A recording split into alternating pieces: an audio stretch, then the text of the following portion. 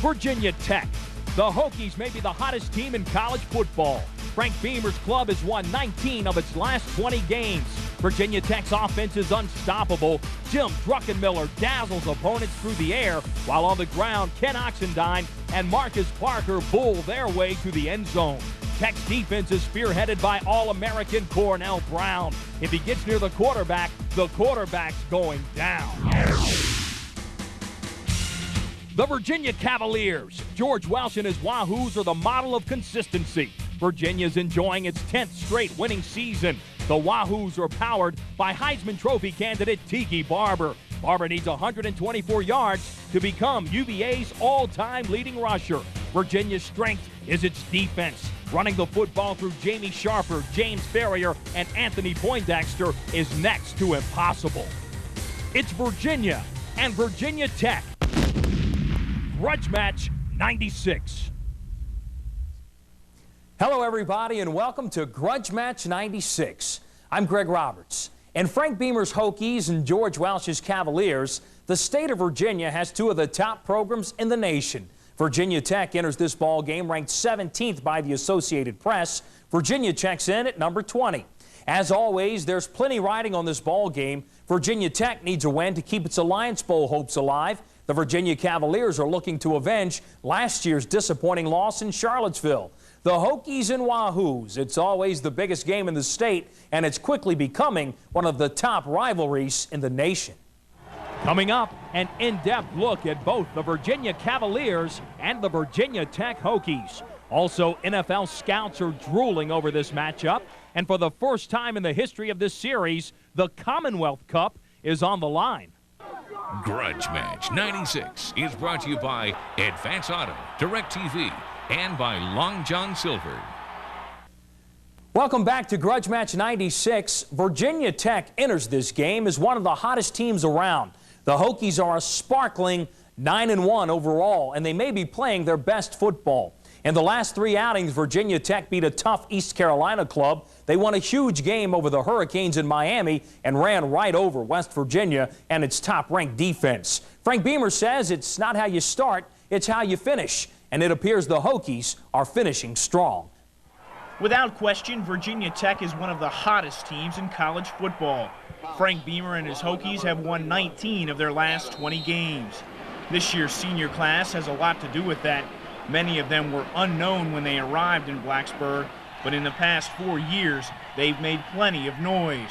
And now Tech's program is one of the best in the nation. It's been huge, probably exceeded anyone's expectations coming in as a class, and it's been more than we probably expected coming in here. We're probably just hoping to go to maybe 1 or 2 bowls, so it's been great. And the thing is now that maybe we've set the standard, hopefully each class coming through can do the same, and we can repeat going to bowl games, because even though we'll be gone, we still care about the program and want the program to do well. This program's kind of taken off, and hopefully the younger guys, we got a couple recruiting classes that are coming up, and hopefully, even this year on the defense, we've had some young guys step up. So, I think Tech has a bright future, and I just feel really proud to just be a part of the building blocks. In a game as big as this one, you might think the Tech players have a lot to worry about, but that's not the case. In fact, the Hokies can sum up their biggest fear in 2 words. Tiki Barber. Tiki Barber. Tiki Barber. Without a doubt, the best. He'll come out and he'll play tremendous football. He'll win the football game for a football team if he has to. He's a great back. I think if we can tame him, we'll have a chance of winning. But if we just let him run wild, it'll be a long day. Tiki's got a great running style. He's got real quickness in the hole, slashing ability. He's an awesome running back. Our main job is to try to stop Tiki. We can stop Tiki, we can win the game. For the second straight week, the Hokies offense will line up against one of the better defenses in the country. The Cavaliers have intercepted a pass in 39 straight games, an NCAA record. We played a great West Virginia team, but I think this Virginia team on defense is even better. We've got a great bunch of linebackers, and they've been blitzing a lot this year, so we're going to expect them to put a lot of pressure on us, and they've got the defensive backs to hold up back there. So it's I think this by far will be our biggest challenge of the year. That didn't happen by accident. When you've intercepted that many, you've got quality people back there and good schemes, and they're very aggressive, in their secondary. Good a good secondary. Forcing Jim Druckenmiller to throw an interception won't be easy. The senior QB, who wasn't recruited by anyone but the Hokies, doesn't make mistakes. He's thrown just 5 interceptions this season and will go down in Tech history as one of the best players ever. I think all the guys do playing with him, because he's not he'll yell to like inspire us more than yell at us. He's never never points any fingers. He takes, I'll turn around and see him get the, snot kicked out of him, just get drilled. He'll just get up and say, oh, I should have stepped up or something. Like, well, everyone missed their block. How about that? On the other side of the ball, defensive end Cornell Brown looks like he is back to 100%. He hasn't put up the numbers he did a year ago, but against West Virginia, he was a one-man wrecking crew, posting 3 sacks, 10 tackles, and intercepting a pitch. I think Cornell's out to prove a lot. He hadn't had the season he wanted to at the beginning of the year, but hopefully he's going to make up for it in these last 2 games. And I think that's just the attitude he's taken, and I expect great things out of him this week. Virginia Tech's senior class has made history. In their 4 years, they have put Blacksburg on the football map. Saturday will be their final home game against the team they love to beat the most. It's Virginia and Virginia Tech.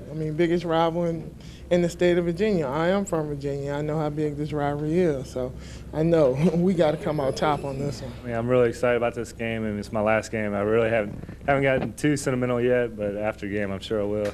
But hopefully we just win. I remember 2 years ago when they came down here and beat us really bad down here, and how bad that feeling hurt, and how bad it was for the seniors. So hopefully we just come out here with a victory and a great feeling playing in our last game. When we come back, our focus turns to the Virginia Cavaliers. The Wahoos a bit upset about what transpired last year in Charlottesville. That's coming up, but first, a grudge match flashback. Charlottesville, 1993. It marks the first time that both clubs come into this ball game nationally ranked. The Virginia Tech youngsters came up with the big plays. Freshman Brandon Simonis blocks a UVA punt that leads to a Virginia Tech field goal. Later, freshman Cornell Brown with a huge sack of Simeon Willis. The UVA quarterback fumbles, and sophomore Jeff Holland turns it into 6 points. Virginia Tech goes on to win it 20-17. The Virginia Cavaliers are postseason bound again. It's the 9th time in 15 years that George Welsh is taking his Wahoos to a bowl game, and that has to feel great. But without a doubt, what felt awful was last year's game with Virginia Tech. UVA had a 15-point fourth-quarter lead, and they let it slip away. 32-yard line, Druckenmiller, the shotgun snap, fake short, firing it deep into the end zone. It is caught for a touchdown. Drop the ball. Yeah, that and Percy, catch up with him, please. You never want to lose to Virginia Tech because of all the in-state, talk about it, but it hurt bad. It's so hard losing to Virginia Tech, and when it comes down to the last second, and you put yourself in position to win, and then something like that happens, it hurts a lot. It was a bad feeling, and I think, it still sticks in a lot of our minds, the fact of, how they came back on us and took something away from us last year. So we want to return the favor a little bit this year. Coach George Welsh has plenty of experience with rivalries. He was at the Naval Academy as both a coach and a player, and the midshipmen have a pretty tough rivalry with Army. And the coach says the one between Virginia Tech and Virginia, while it's gaining in national attention every season, it doesn't need to gain any in intensity. Well, I can remember some heated ones in the mid-'80s when we were playing them, and then, we've had some battles with them in '88 and '89. '88 down there and '89 up here were close games, and, boy, there was a lot of pushing and shoving. I think it was pretty heated then, too. So I think nationally, there's more at stake right now. The rankings, if that's going to make any difference, and sometimes it does for bowl bids. Like last year, if they don't beat us, they don't go to the Sugar Bowl, probably. So there is more at stake nationally than there has been in the last 2 years, and than there has been for a long time, probably. Maybe forever. Records coming into this game, the teams don't care. They're going to play like it's a national championship, and then, you're remembered for, did you beat Virginia Tech? And so it definitely can make or break your season, regardless of what your record is or what bowl you're going to. So we want to go down there and win and be remembered as a team that did beat Virginia Tech. Tiki Barber would like to accomplish something he would always remember, breaking the school's all-time rushing record. He needs 125 yards to do it, and doing it against the Hokies would be even sweeter. Yeah, I think it would, just because, where I'm from, it's right in my backyard, and, it's it'd be a great thing to do it down there. But I'm not going to put any added pressure on me to do it. I'm just going to go out and play and hopefully do some good things to help us get the win. If the record comes, then then it'll come. But I'm not going to dwell on it. Whether he breaks the record or not, Tiki Barber has been the man for the Virginia offense. He's accounted for almost 1,700 yards and 15 touchdowns this season. This year, we wouldn't have 7 wins right now without him, without a back like him. He was most of our offense for weeks after week after week, and I think that he's still able to do what he did says a lot for him as an individual and as he's a great athlete and a great running back. He's meant the world, Tiki brings a lot, where you just makes it easy to block, but he also brings the threat of a score every time he touches the ball. He's a great leader, too. He's one of our captains, and, he keeps us in line and keeps us motivated. He's just a big part of this team, and without him, I think it'd be the season would have went a whole different way. Blitz is on. Barnett gets away from it. Throws across the field, and Poindexter picks it off. And Anthony Poindexter extends the Virginia streak. On defense, the Cavaliers have been outstanding, especially the secondary. The Hoos have picked off a pass in 39 straight games. That's an NCAA record. But against Virginia Tech, they'll face a quarterback in Jim Druckenmiller, who's only been picked off once in his last 6 games. They have a lot of weapons there, and Druckenmiller, he's a big quarterback there. He's, about 225 and a real strong kid and hard to bring down. And I've seen him make some plays there, whereas normally, other quarterbacks of smaller stature wouldn't be able to make them. And like I said, they have so many weapons, the running game and things of that sort. And the passing game has been on the last few weeks. So they have a lot of weapons coming at us. We've put in some new things defensively, hope to contain them. The home field has been a disadvantage in this rivalry. The visitors have won the last 4 meetings. And they have a lot of fans come to our game, and we'll have a lot of fans go to their game. So I think the visiting team has won because they've been the better team on that particular day. It doesn't matter where we were playing. It's hard to explain. The only thing I can think of is knowing that you're going to the other team's field, you really got to play that much better. Other than that, I really can't explain it, but I hope it continues. Coming up, the Hokies and Wahoos are playing for more than bragging rights. For the first time ever, the Commonwealth Cup is on the line. But first, here's another grudge match flashback. Blacksburg, 1994. This will be remembered as the ball game Virginia Tech gave to UVA. The Hokies cough it up 8 times, 5 interceptions and 3 fumbles, and that leads to 29 UVA points. Rafael Garcia had a huge afternoon, connecting on 6 field goals, and Virginia fullback Charles Way scores 2 touchdowns on the ground. Virginia wins it big, 42-23. Welcome back to Grudge Match 96. When it's the biggest ball game in the state, something should be on the line. That's where Virginia Tech Assistant Athletic Director John Belen comes in. That something is his idea. It's the Commonwealth Cup. It got started because I was out on a jog one day and I was thinking about the 100th game. I was thinking about what a rich tradition Virginia has for football, both Virginia Tech and University of Virginia being in the top 25.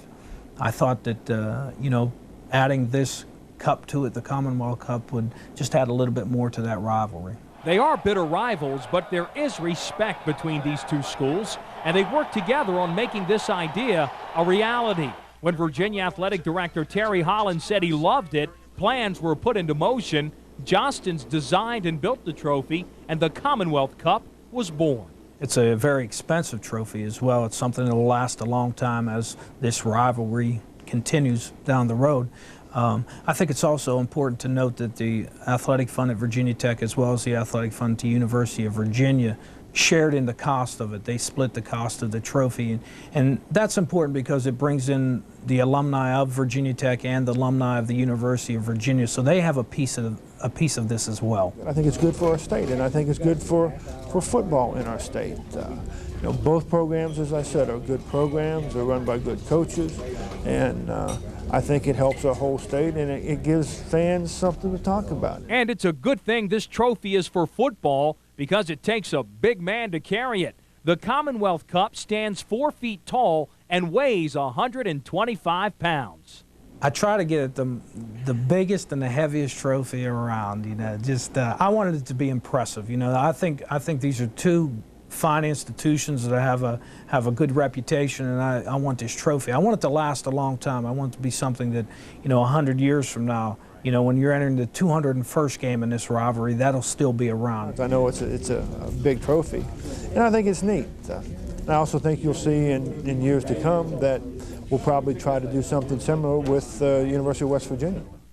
Still to come, did you know that over 20 players in this year's grudge match may be making a living in the NFL next season? The Hokies and Wahoos are loaded with pro potential. That's coming up next, but first, we flash back to last year. Charlottesville, 1995. That's the site of the biggest fourth-quarter comeback in Virginia Tech's history. The Hokies rally for 22 points in the final period, overcoming a 15-point deficit. The go-ahead touchdown comes from quarterback Jim Druckenmiller, hooking up with Jermaine Holmes with just 47 seconds to play. Virginia Tech goes on to win it 36-29. NFL scouts certainly have no problem finding Charlottesville and Blacksburg. The Wahoos and Hokies are loaded with pro potential.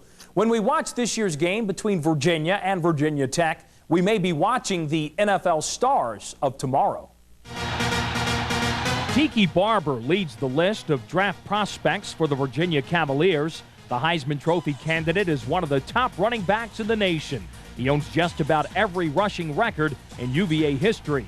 What the pro scouts really like is his ability to play big in the big games. All the scouting services we checked with project Tiki Barber as a certain first-round pick. On the other side of the football, linebackers Jamie Sharper and James Ferrier have a legitimate shot at the next level. According to draft expert Mel Kiper, both Sharper and Ferrier are two of the top 4 outside linebackers in this year's NFL draft. Both provide that rare combination of speed and power. Sharper and Ferrier are projected as first to third-round picks. Tiki's twin brother Rondé Barber is another can't-miss prospect. He may not go as high as Tiki, but he's listed as one of the top 50 players in this year's draft. Rondé is a redshirt junior, but will receive his degree in May. Many think he'll forego that final year at UVA and head to the NFL with his brother. If Rondé decides to come out early, he's expected to go in the first 2 rounds. Other Cavaliers who should hear their names called on draft day include specialists Rafael Garcia and Will Bryce. Garcia is listed as the second best kicker in this year's draft. Will Bryce is the second best punter. Also considered draftable are fullback Darryl Medley, offensive lineman Tom Laughlin, and defensive end Dwayne Ashman. At Virginia Tech, Hokies All-American Cornell Brown is projected to go in the first round of the NFL draft. The Lynchburg, Virginia native is one of the most dominating linemen in college football. The scouts say he finds the football and gets to it quicker than anyone in the nation. Cornell's older brother Reuben was a first-round pick by the Buffalo Bills. Little brother Cornell is expected to follow in his footsteps. Jim Druckenmiller has the tools the pros dream about: a big league arm, size, and strength. Druck is the strongest quarterback in the nation. He's 6'4", 225 pounds, and can bench press with the linemen. And it shows. Druckenmiller stands tall in the pocket and never goes down easy. But the most appealing part of his game is the fact that Jim Druckenmiller is a winner. Tech's record in the 22 games he started is 19-3. Mel Kiper predicts that Jim Druckenmiller will be the second quarterback taken in this year's draft. Other Hokies who are listed as potential NFL draft picks include offensive linemen Jay Haygood and Billy Conady. Haygood possesses size and quick feet, while Conady is the classic overachiever. He's cut out of the same mold as former Virginia Tech All-America center Jim Pine. Tight end Brian Jennings is also drawing rave reviews from the scouts. Jennings is 6'5", 250 pounds. He has great hands, terrific speed, and he is a tenacious blocker. And the scouts say fullback Brian Edmonds has pro potential, and there's a chance he'll be drafted as well. In Tech's defensive secondary, both Torrian Gray and Antonio Banks may hear their names called on draft day.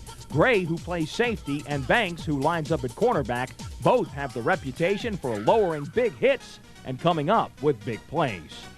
So what a matchup this should be. Grudge Match 96 not only features 2 of the top football programs in the nation, but some of the best talent in college football.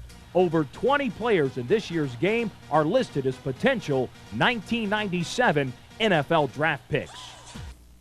Well, as you can see, this game has it all. 2 top 20 ball clubs loaded with NFL prospects playing for what is now the biggest trophy in the state. That's going to wrap up Grudge Match 96. I'd like to thank everyone for watching. Hope you enjoy the ball game.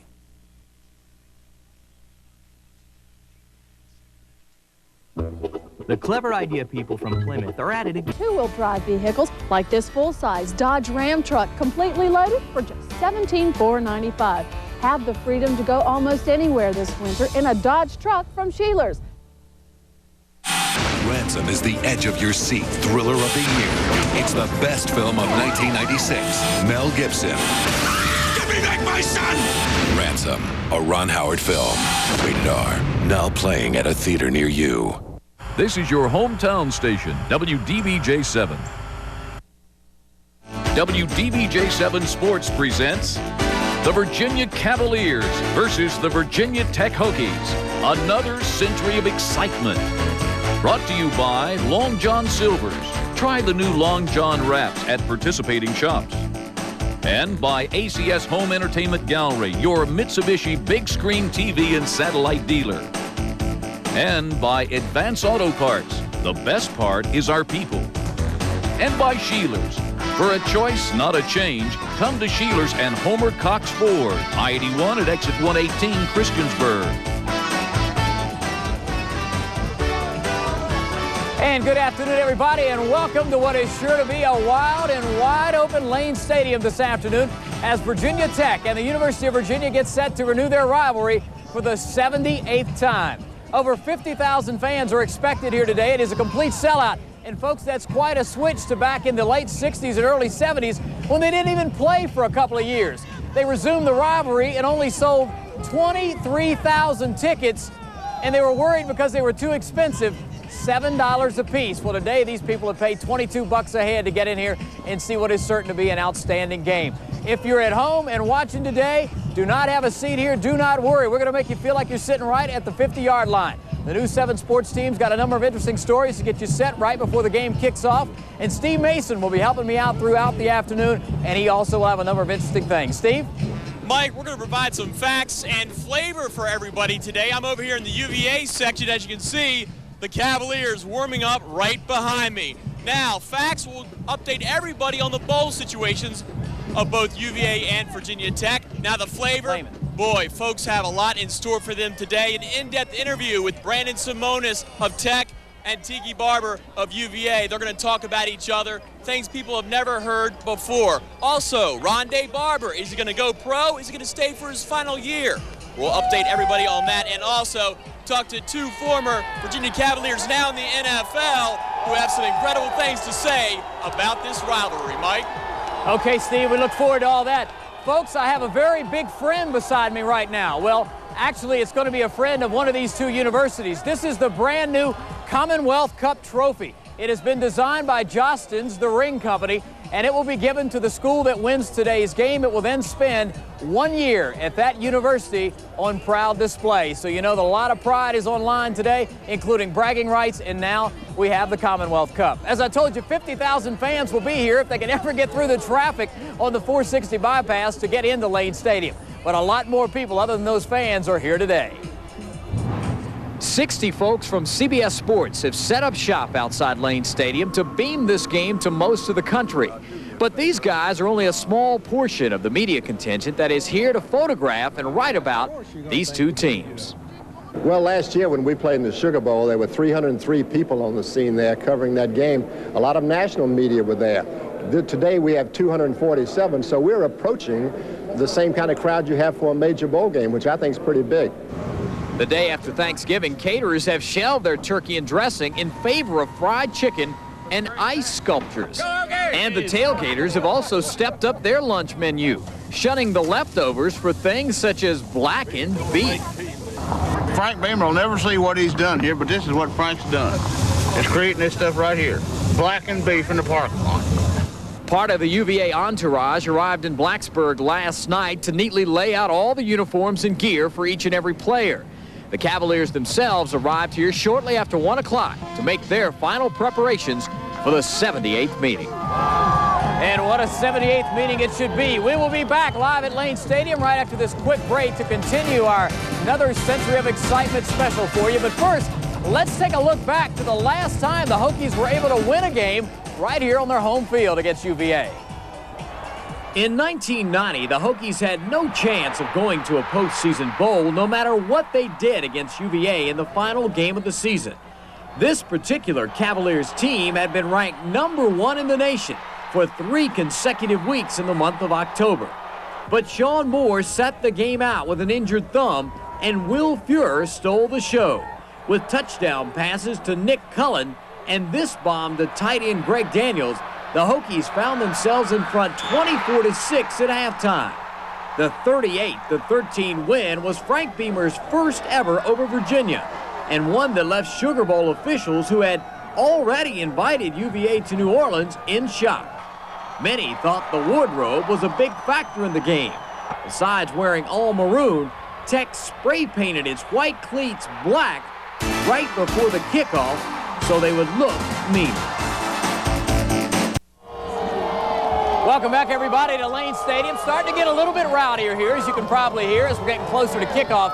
You know, fans from these two universities have been known to spit on each other. They've been known to fight in a parking lot. They've been known to curse at each other. But leave it to my man Steve Mason to find a couple of guys who not only do not hate each other, but they've been known to tell each other, "I love you, man." Steve.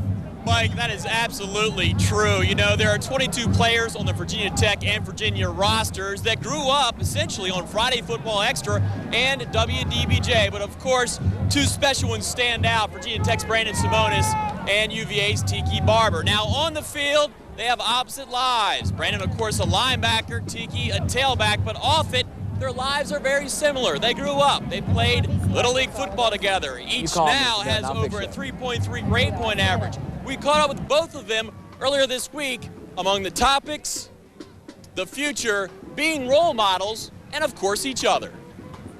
He's he's come a long way. You know, they said he was too small to play linebacker. You know, just like they said I was too small to play running back. And you know, he's defeated the odds, and he's done what nobody thought he could do. And you know, I'm proud of him. They always say that we've been too small to play at this level, and I think we've proved a lot of people wrong. And also, I mean, just through hard work and determination to overcome the obstacles that have been put in front of us.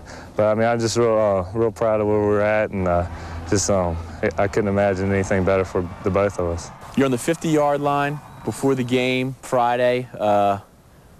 Tiki's warming up, you're warming up, and you have a chance to lean over and say something to him before the game. What would you say? I'd probably just shake his hand, give him a big hug, and just say I'm proud of him. I mean, the way he's lived his life, on the field and off the field. I mean, he's been a great role model to a lot of kids. I just, reach out, shake his hand, and give him a hug because, that's how proud I am of him. He's done a lot, and, not only for the program at Tech, but for himself and for his family. You guys are going to graduate and maybe going in 2 different directions. Tiki, I think, is looking towards the NFL. That might be a possibility for you, but you've expressed interest in graduate work at Virginia Tech. What about the future? I'm really excited about the future. I mean, I'm starting my new life with my wife, Allison, and just really excited about that. And I know Tiki's, he's looking for the NFL, and he's worked hard for it, and he's prepared himself, and he's a lot better player even this year. What about your future? And because this is a chapter that could be closing soon, and I guess a whole new one opening up. Yeah, Brandon, it's a time for make choices, and he has an incredible choice to make right now. I don't know if I can make one as tough as he has to make, but for me, I know what my route's going to be. I know that I'm planning to go on the next level. I've worked hard to get to where I am now, to put myself in a position to succeed on this next level. I've learned offenses, I've learned, how defenses work, and, basically just what real football is about and all the intricacies about it. And, right now I think, I'm going to work hard once the season's over to get ready, and hopefully I'll get, good draft pick and go to a camp and show what I can do and be successful in this level, on that level as I am on this level. Brandon, if there's ever 2 young student athletes with bright futures, it's you and Tiki. Talk about being a role model. I think it's important to be a role model. Especially with all the kids that look up to you. A lot of guys, I think, take for granted, how much the younger generation, I mean, does look up to you. Passing that good legacy is something that, you know, is always cherished, not only by, you know, by universities, but by you and by other kids' parents and things like that. It's you know, we have a good power of influence, and I think that's important to the younger generations. If you looked in the camera and said one final word to Brandon, what would you say to him for this game, his tip-offs or his kickoffs getting ready? I say good luck in life, buddy. You know, I love you for everything you've done, and, you know, God bless. What about some final words for Tiki? I just say good luck in the future, and you deserve all the awards that you get, and you worked hard for it, and God's blessed you with a lot of talent, and just hope that you keep the faith, and just good luck in the future, man. All right, two special individuals there. And speaking of special, and we talked about Tiki in the NFL, well, what about his brother Rondé? He's an all-ACC cornerback who has 1 year of eligibility. We also talked to him this week about his plans for next year. As far as you know, me leaving or me staying or whatever, I think you know, I still have a whole process, big long process I'm gonna have to go through before I make that type of decision. I mean, there's a lot of factors going into this decision, and you know, I'm gonna talk to a lot of people, and you know, I think I'm gonna get the scouts reports and see what they have me, and see what they might project me, and then it's just a matter of talking to some of the guys that are playing in the NFL now that I know, and you know, getting in touch with my with Tiki and seeing what he thinks, and you know, just trying to evaluate the whole situation. It's going to be, you know, probably one of the biggest decisions I have to make in my life, and you know, it comes down to it. You know, I hope I make the right choice. But as for now, I'm not ready. I don't really know. All right, well, no matter what Tiki or Rondé decide, there is one person that will definitely be proud of them no matter what. Mike, I understand you have that person. Steve, you're exactly right. You know, I'm pretty proud of my own mother, but here's a lady right here that I'll tell you one thing. No one is more proud of Geraldine Barber, Tiki and Rondé's mom, than her two twin sons. What a great career they've had, and you've been a big part of it. It's been a wonderful 4 years for them. It's hard for me to believe that it has been 4 years. They're good kids, and I'll tell anybody, don't ask me about them because you don't have enough time to hear all the good things I have to say about them. Now, you know, everyone knows about you going to school here at Virginia Tech, but you haven't found too much trouble getting on the other side of this rivalry. Blood is thicker than water. Where my kids go, that's where I go. It's been a joy to cheer for the University of Virginia. I am looking forward to coming back and being a Tech fan at some point in the future, though. Now, Geraldine, I need to ask you, I know you got your master's degree recently, and Tiki's an academic All-American. Can you tell us who actually had the highest grade point average upon graduation? At graduation, I did. See, I told you. Mom always knows best, right? Right. Geraldine, thanks so much for joining us. Have fun today at the game. I tell you what, we're going to come right back with more of our live pregame special here at Lane Stadium. But first, let's flash back to 1994 when Tiki and Rondé led UVA to a big win right here in Blacksburg. The last time these two teams hooked up in Blacksburg, they were both in the top 15 and on their way to postseason bowls. But on this day in 1994, there would clearly be only one dominant team. The Cavaliers, with Mike Groh at the helm, dominated Tech in a 42-23 win that saw both Charles Way and Tiki Barber find the end zone early. Rafael Garcia accounted for 18 points as he hit 5 field goals and 3 extra points. But the story was Tech quarterback Maurice DeShazo. Playing in his final home game, DeShazo threw a career-high 5 interceptions. The Hokies would turn the ball over a total of 8 times and lose by 19 points. By the way, they have never worn the all-orange uniforms since that day. You just bought a Honda Civic LX sedan. You love the redesigned interior with its high-power 4-speaker stereo and power windows and door locks. And its exterior is sleek and sexy. Now, should you let people see the price so they'll know how smart you are, or let them wonder how you could afford it? Let them wonder. See the 1997 Civic LX sedan at your Honda dealer from $13,030. Oops. Sorry. Here's an idea so fresh, you'll never think of fast food the same way again. Your choice of crispy chicken, fish, or shrimp. Savory seasoned rice, fresh lettuce, perfect tomatoes. One of 3 incredible sauces, and a wonderful way to wrap it all up. Introducing Long John's Wraps, $1.99 and $2.99, only at Long John Silver's. Take a fresh look at Long John's. Advance Auto Parts presents part number 23, The Foot. Advance Auto Parts salespeople come equipped with 2 feet capable of propelling them out the door to your car. Seems like I'm feeling every bump in the road. Step by step, your car is inspected. With your problem understood, it's just a short walk back to the parts department. At Advance Auto Parts, no one sits around on part number 41. Advance Auto Parts. The best part is our people. We're expanding. At Sheeler's and Homer Cox Ford, we're building a bigger and better used car lot. Not just another lot, it's a superstore for used cars. We have over $8 million worth of inventory, hundreds of used cars, vans, trucks, 4x4 trucks, and sport utilities. You name it, we probably got it. Check our newspaper ad for special values each week. Sheeler's and Homer Cox Ford, your used car superstore. ID1, exit 118, Christiansburg. Everybody getting set, getting closer to kickoff with the 78th renewal of the rivalry between Virginia Tech and Virginia. Now, we know both of these teams are going bowling. Virginia's headed to the CarQuest Bowl, and Tech is also headed to Florida. But right now, it's a little fuzzy on whether they're going to the Gator Bowl or the Orange Bowl. And joining me now is Roberta Stokes, a member of the Orange Bowl team selection committee. Roberta, the Orange Bowl, that's pretty lofty stuff to be putting Virginia Tech's name up there, but what are their chances? Well, right now they look good. They need to win today, and they need some help from Miami tomorrow. And if there is an upset there and there's a 3-way tie, the champion for the Big East is determined by the highest ranked team. And right now, Virginia Tech is that highest ranked team, so it could happen. Well, they've kind of scaled the ladder. They went from the Independents to the Gator to the Sugar. I think the Orange would be a nice way to go for the 4th time. But what about that team gets you guys excited at the Orange Bowl? Well, several things. Number one, they were very impressive in last year's bowl game at the Sugar. Secondly, we know that they bring a lot of fans, and that's very important because our goal is to show off Miami, and we'd like to show it off to as many Virginians as we can. So that's another thing, and it's just a class program, and we'd be really happy to have them in Miami. Well, thanks so much for joining us. Thanks for making the trip from Miami all the way up here today, and I hope you enjoy your stay in the game. So far, it's been great. Thank you. Thank you. Now, I told you that Tech could have a chance to be in the Gator Bowl, and they were there in 1994 when they lost to Tennessee. Steve Mason has more on that possibility with Virginia Tech Athletic Director Dave Brain. Steve? Indeed, Mike. Dave Brain joins us. Dave, let's go back to that 94 Gator Bowl and your memories of it. Well, the memories of the bowl weren't real good because Peyton Manning probably had the best game of his career up until that time.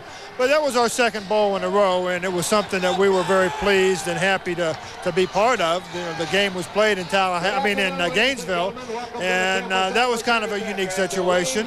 Right now, it looks like about 80% chance that we will be going back there. The game is going to be played in Jacksonville this year, and our fans supported us so well. We had over 20,000 people there, and we're still keeping hopes that an Alliance Bowl berth might come out, but right now we'll just have to wait and see.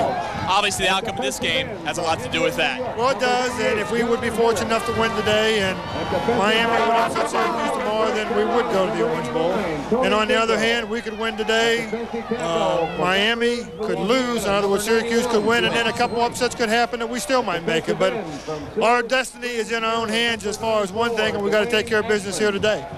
And that is the storyline here, Mike. They got to take care of business. Okay, Steve, thanks a lot. Now, we'll be right back with the governor of Virginia, Mr. George Allen. But first, let's flash back to 1992, another UVA win here in Lane Stadium. The 1992 Tech-UVA game was typical of Tech's season that year.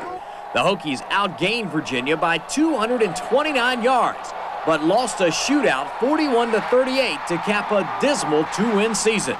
Quarterback Maurice DeShazo threw 4 touchdown passes, but 2 of them were to UVA linebacker Randy Neal, who helped the Cavs take a 24-10 halftime lead. Terry Kirby rushed for 185 yards and 2 scores to become UVA's all-time leading rusher in this game, breaking John Pappett's 42-year-old career record. But he wasn't the only record breaker. In a losing cause, Vaughn Hebron became Tech's all-time reception leader among running backs, as he broke a 20-year-old mark set by Tiki and Rondé's father, J.B. Homer Cox Ford has done it again. We've beat our competitors with over 200 1996 to 97 cars in stock for you to choose from. At least 100 are under invoice, and you keep the rebate. We have the biggest savings on Taurus, Escorts, Mustangs, on any Ford car you can name. Check our newspaper ad for additional savings. At Homer Cox Ford, your Ford headquarters. I-81, exit 118, Christiansburg. Advance Auto Parts presents part number 5, the ear. Ingeniously designed to capture sound waves, the ear allows Advance Auto Parts salespeople to hear every word you say. I put coolant in the radiator, but it still overheats. The more you talk, the more they listen. Hearing your problems out is how they figure the problem out. Only then do they use part number 9. Sounds like the thermostat. Advance Auto Parts. The best part is our people. ACS Home Entertainment Gallery and Mitsubishi present the most brilliant visual experience on a scale never seen before. The world's only 40-inch big tube television, but something even larger is on the horizon. Buy any Mitsubishi Big Tube, Big Screen, or VCR and pay no money down, no payments, and no accrued interest until January 1998. At ACS Home Entertainment Gallery.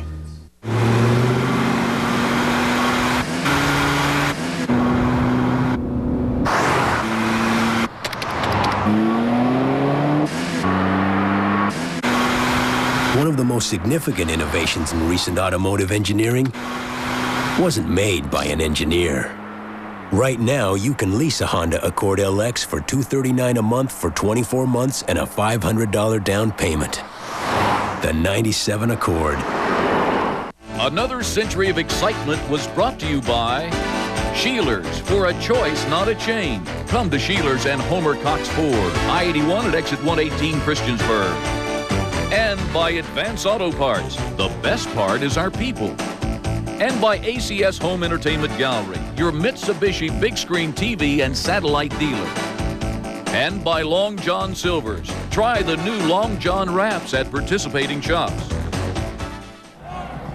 We are back at Lane Stadium with a very special guest, the 67th Governor of the Commonwealth, Mr. George Allen. Thanks so much for joining us. You know, this man wore number 17. That's right. Back in 1972 and 73 when you lettered. You beat the Tech Hokies in Virginia, in Charlottesville, but lost up here. What do you remember about that rivalry?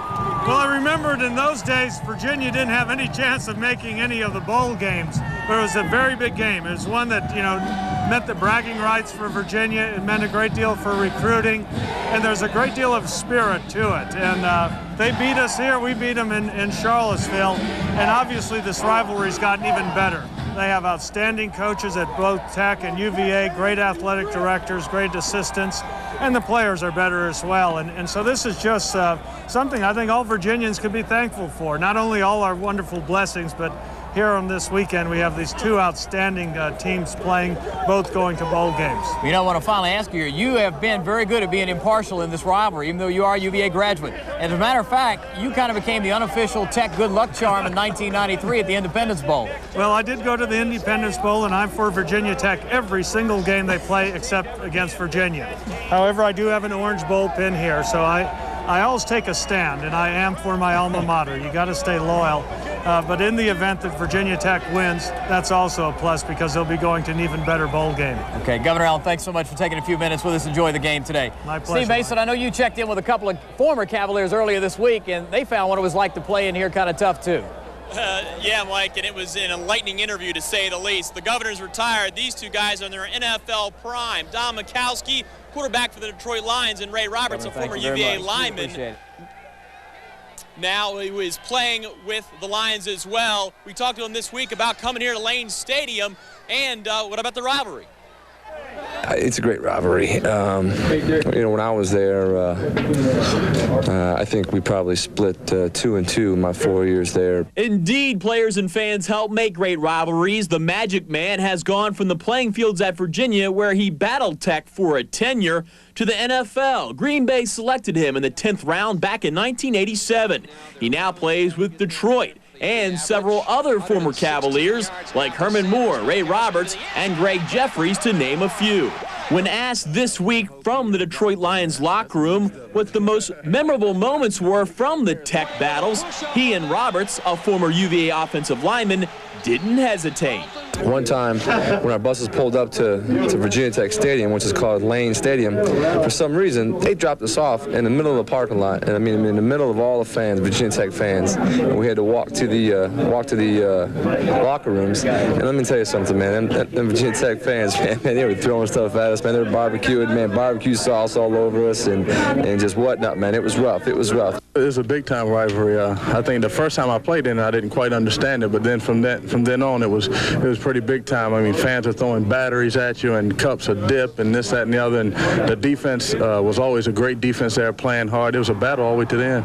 Hey, man, you know what the most messed up thing about their nickname? Do you know what their nickname is? The Virginia Tech Hokies. They also call them the Gobblers. Yeah, the Gobblers. We won't tell you what a Hokie is, though. I know, a Hokie and a Gobbler, man. That's some weak stuff. Yeah, and we one year they beat us in Virginia Tech, and they knocked our locker room door down with the goalpost. They wanted to get at you that day? They rammed our door with the goalpost. So, I mean, luckily, you know, we were accepting a bid to a bowl that day, and we didn't have to get time to go out there and kick their butts again. But, you know, it's going to be a hard-fought game, man. I just hope that, you know, they stay healthy, everybody protect themselves, but most of all, just kick some butt, man. We left that game, and when we left, man, we got rocks thrown through our bus windows and everything. I'm telling you, they're nasty up there. So you got to wear your helmet after the game, but when you leave too. Mikowski might joke about the fans, but the NFL quarterback did extend a sincere good luck to one of his own.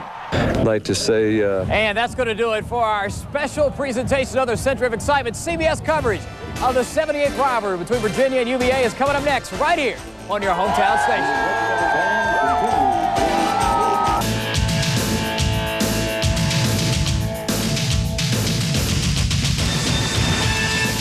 Festive, huh? Hi again, everybody. I'm Pat O'Brien. Welcome to college football today. You may have feasted on a plump turkey yesterday, but today we have a full plate of college football on our table. Coming up is a battle for bragging rights as intrastate rivals Virginia and Virginia Tech square off in Blacksburg. And our other game, number 19 LSU, is at Arkansas, where it's raining very hard and poor field conditions are expected down there. And joining me once again in our New York studios is my partner, Craig James. And Craig, it was nice having Thanksgiving dinner with you last night. Absolutely. You know, I didn't spill anything. I almost knocked the table over once, but we made it through it. We had a good time. Well, Virginia has to be thankful today. It's the road team. The road team has won 4 in a row on this game. Yeah, you talk about rivalries. Rivalries are where you go out and anything can happen in a ball game. But more important for this football game is the Big East standings. Right now, it's all jumbled up in there right now. And if Miami goes and beats Syracuse, they beat them the last 5 times they played them, then you got a 3-way tie. The highest-ranked team would leave the Big East and go to the Alliance. And if you're the Alliance, you would probably like to have Virginia Tech, because Virginia Tech is a ball club that is 19-1 over their last 20 ball games. Those are the kind of numbers that qualify with Nebraska, Florida, Florida State. If you get Syracuse, you get a team that you're not sure what you're going to get for sure, and that's a ball club that has Donovan McNabb, so there's your draw. And you folks out there who love the running game, as I know you do, you're going to like this one. Tiki, who has more cuts than a barber, and Ken Oxendine, who's as strong as an ox. And these are 2 great runners, aren't they? Different styles. Pretty good lines you had there. I like that. Tiki Barber is one of those players, you know, one of the top 3 or 4 players that will go in the National Football League. He's an all-around player. If Virginia Tech stuffs the line and they stop Tiki, watch him catch the football out of the backfield. Excellent hands. And he's a great punt return man. As for Virginia Tech, it's a blue-collar school. It's a blue-collar player. Ken Oxendine, a big, tough runner that goes from tackle to tackle, but he has vision. A guy that averages 6.1 yards per carry, but Virginia's defense is only giving up 2.4 yards per carry. There's a great deal of battle going on there between the ball carriers and the defenses. And back in recruiting years, Oxendine, Virginia wanted him badly. They couldn't get him to go there. Virginia Tech, bad blood all the way.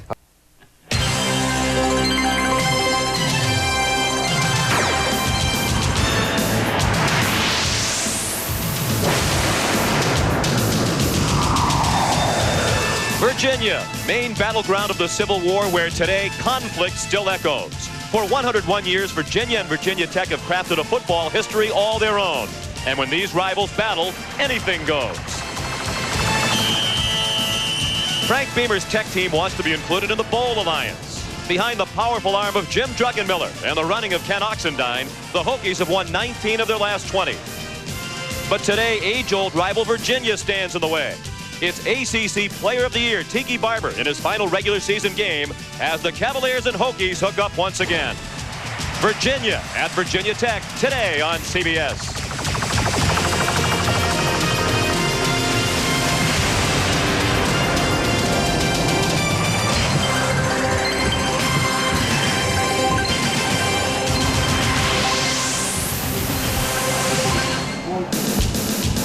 From Manassas to Jonesville, Richmond to Roanoke, all around the Old Dominion today, all roads point toward Blacksburg. And on this day after Thanksgiving, what better place to be than Lane Stadium, where today the Hokies host the Cavaliers. Virginia comes in at 7-3, ranked number 20 in the nation, while Virginia Tech is 9-1 and ranked 17th in the AP poll.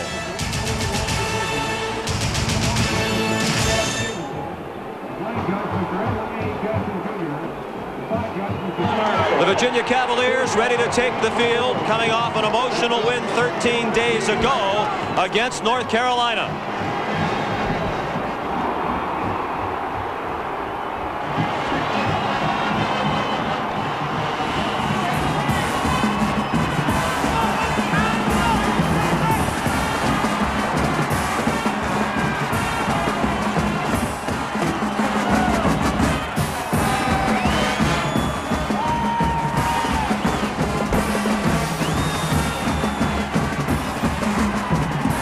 The Cavaliers have won on their last 2 trips to Blacksburg. And here come the homestanding Hokies, 9-1 for the year, the only loss at Syracuse. And they're 6-0 at home at Lane Stadium this season.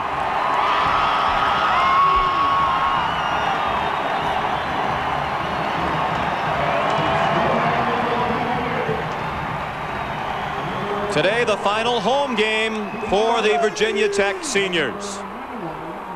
Hello, everyone, and welcome. I'm Sean McDonough. It's great to have you with us for the 78th meeting all-time between Virginia and Virginia Tech. It's always been a spirited rivalry, but over the last 4 years, it's been a game of great national significance, as for the 4th straight year, both the Hokies and Cavaliers are ranked at the time of their meeting.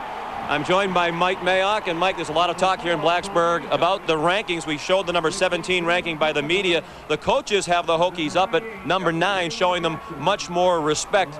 No matter how you look at the Hokies, you have to respect a great defense. Yeah, and it really starts with their great All-American defensive end, Cornell Brown. He's a Lombardi finalist, really the poster boy for this Tech defense.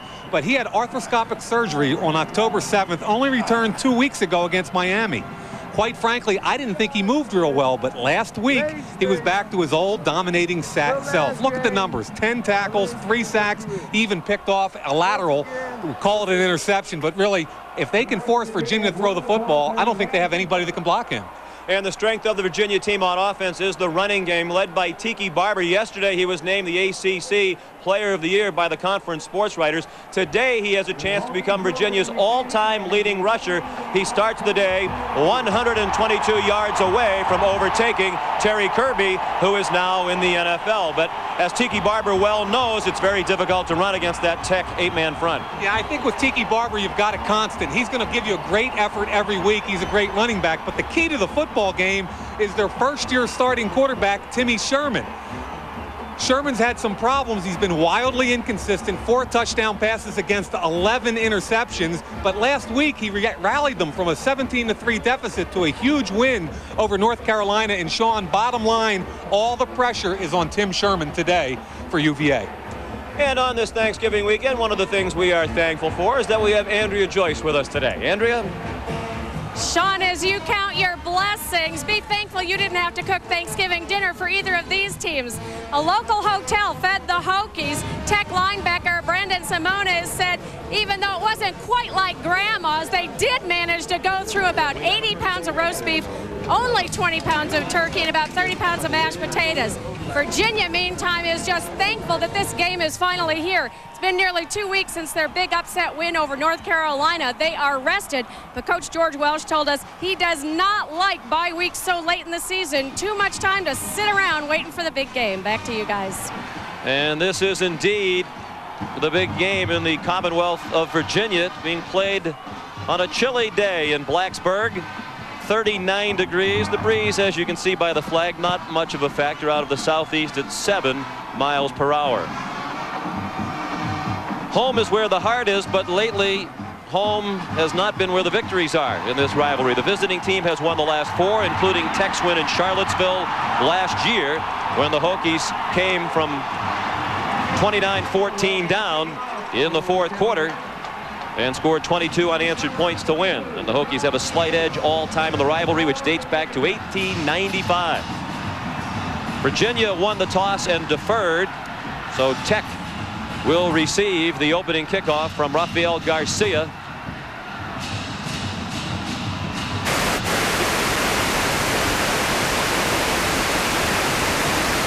An exchange student and has become one of the great kickers in Virginia history. And Shawn Scales is awaiting the kickoff. He's standing back at his 3-yard line. Garcia with a good kick, a couple of yards deep into the end zone, and Scales takes a knee.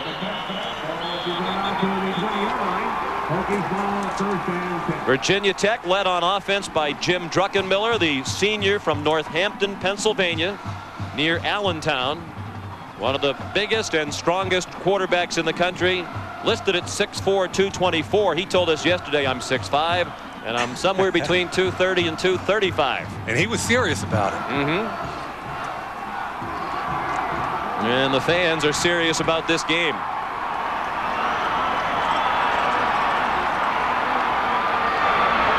Interesting formation on the first play from scrimmage for Virginia Tech. Druckenmiller throws, caught, first down out to the 31-yard line, caught by the tight end Brian Jennings. Just his 10th catch of the year. They've been trying to get the ball to him more regularly in recent weeks. The rest of the Virginia Tech offense, Oxendine and Edmonds in the backfield, White and Scales, the wideouts, and the tight end Jennings. The average weight of the offensive lineman, 305 pounds. Todd Washington and TJ Washington are brothers. And Billy Conatee, the center, makes his 47th straight start today. Oxendine up the middle. He ran into Tony Dingle and Anthony Poindexter, who combined on the stop for Virginia. Short gain to the 34. Pickup of 3, 2nd and 7. And the no huddle used by Virginia Tech. Yeah, they're exclusively a no-huddle offense, very similar to the Buffalo Bills in the NFL. A lot of pressure on Druckenmiller to get them in the right situation on the line of scrimmage. He is hit, and he is sacked. Back at the 24-yard line, Dwayne Ashman leading the penetration. Jamie Sharper also in on the sack for Virginia. Well, to just a jailbreak here. No time at all for Druckenmiller to get rid of the football. Ashman comes loose right up the middle on a little twist. Druckenmiller's got nowhere to go. Helped by Tony Dingle. Forces the long 3rd down. 39 sacks this season for the Cavalier defense. That's a school record. 7 of them belong to Dwayne Ashman. Lost back to the 25-yard line. It is 3rd down and 16. Druckenmiller throws short. And Michael Stuewe, the 3rd wide receiver, couldn't run far enough to get the first down. He was slammed out of bounds at the 35 by Sam McKeever. And the Hokies will punt. Good job by Virginia that time. 3rd and long. You give up the short pass underneath. That was their zone blitz concept. Good job. Make the tackle and force the punt. Jimmy Kibble is the punter. He's a redshirt freshman from Manassas, Virginia. And Tiki Barber waits for the punt. Excellent kick by Kibble. Barber started at the 17, flagged down for an illegal block. Barber out of bounds at the 26, but this one will come back. Rondé Barber, Tiki's brother, his twin brother in fact, trying to help out with a block, guilty of a block in the back. I don't think there was any question about the call. Rondé says, I didn't get him, but I think he got number 4, Cornelius White, clearly in the back. This is a battle of Virginia Tech from the Big East and Virginia of the ACC. It's an ACC officiating crew led by Michael Stuewe. During your turn, illegal block in the back of both ways, 10-yard penalty, spot a foul, 1st down. See White right here, and this is Rondé Barber, his brother. You've got to get your helmet on the front side. That's clearly a push in the back and a good call by that ACC crew. And 50,000 fans in the stands saw it. So Virginia begins on offense for the first time at its own 10-yard line.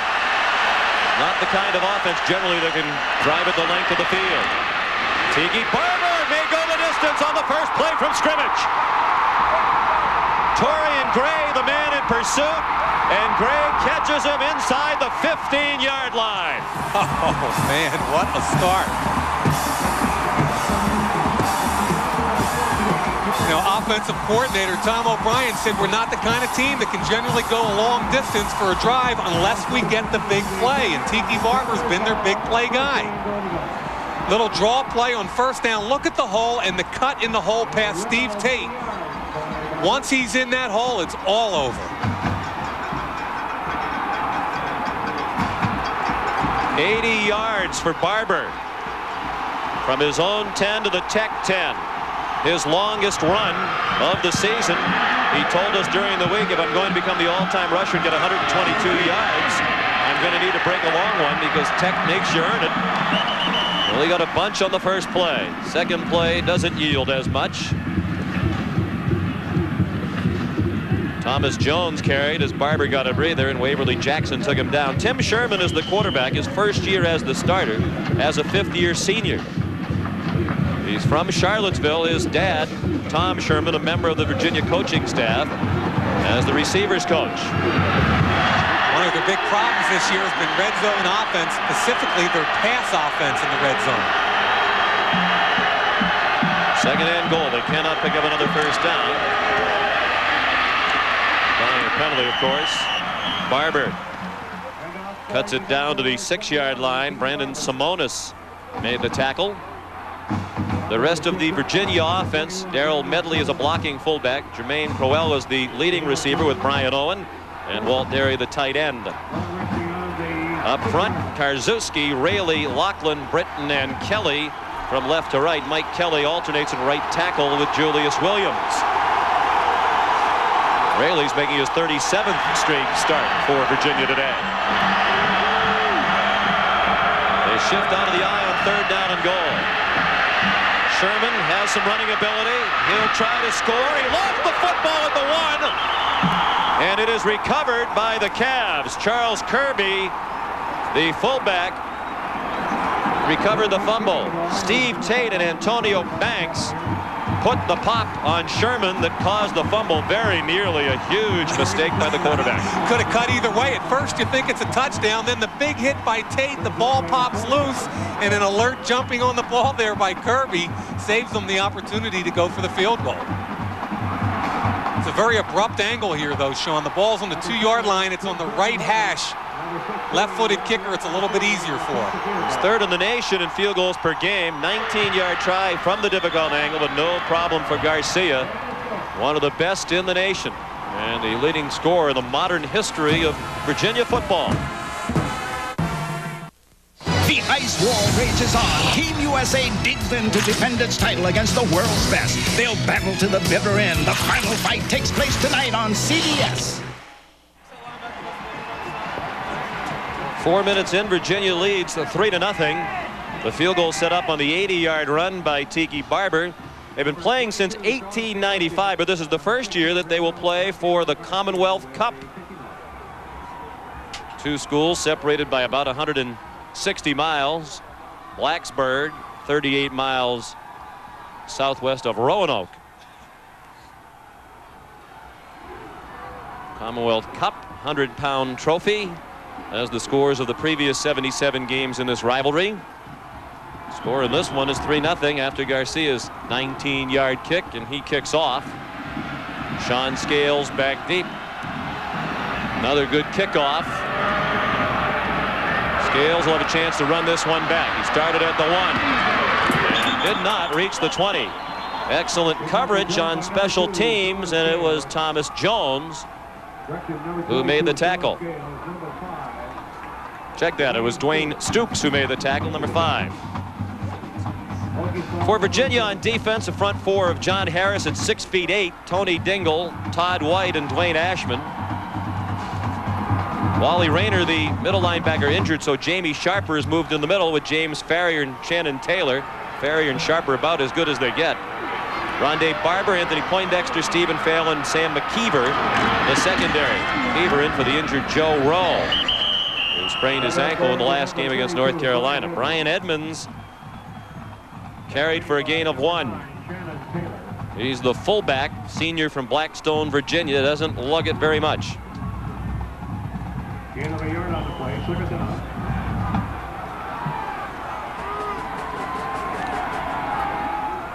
Second and 9.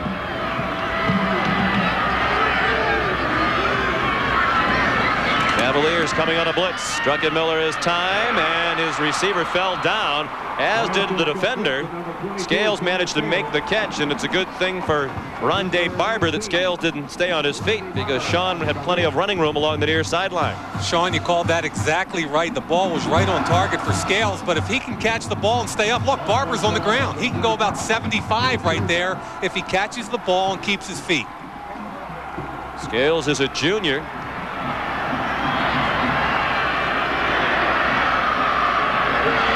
He only had 3 career receptions prior to this season. He lost a couple of fine receivers off last year's team. Jermaine Holmes and Brian Still. Still's in the NFL. And Oxendine's down in the backfield.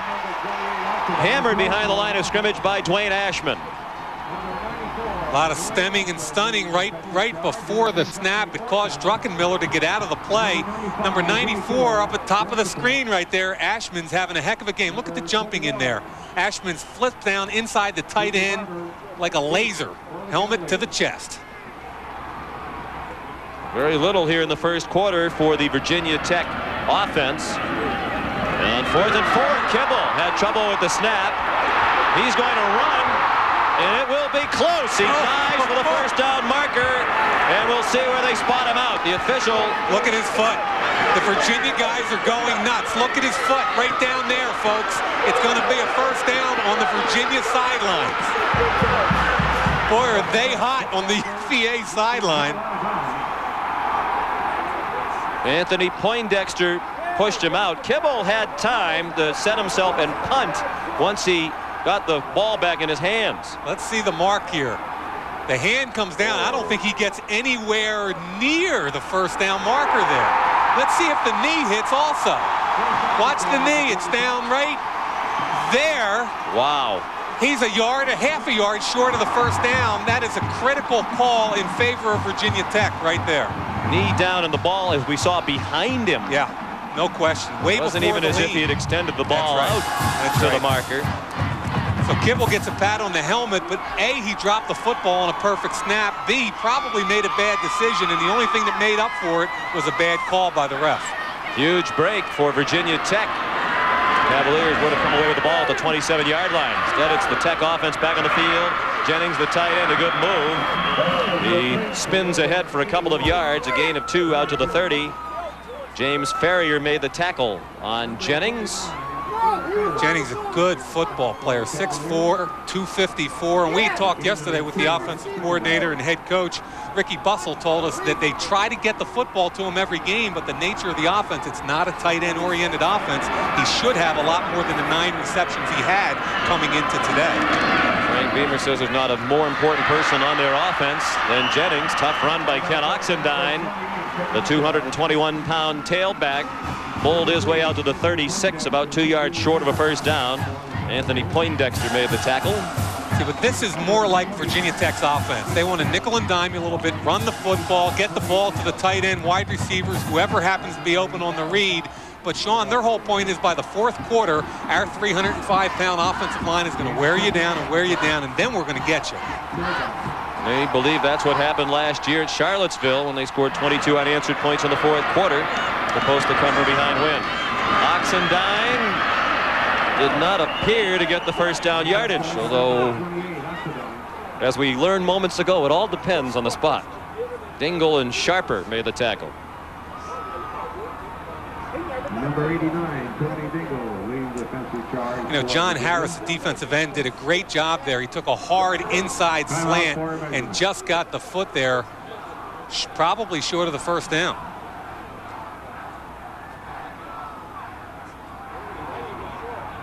Virginia leads 3-0. We're midway through the first quarter. Well, they are short by about a foot. Becomes a big play right there by John Harris. Now watch what happens with Harris. Takes a hard inside roll right there, and the offensive tackle doesn't cut him off in the hole. That's T.J. Washington. See how hard he comes down, and look who makes the tackle. Gets right there, gets the hand around the ankle and stops him short. That's a big play. Forces a punt. Or at least what we expect will be a punt. He can catch the football. And a very high kick by Kibble. Fair catch made by Tiki Barber at the 17-yard line. 46-yard punt and no return. 3-0 Cavaliers.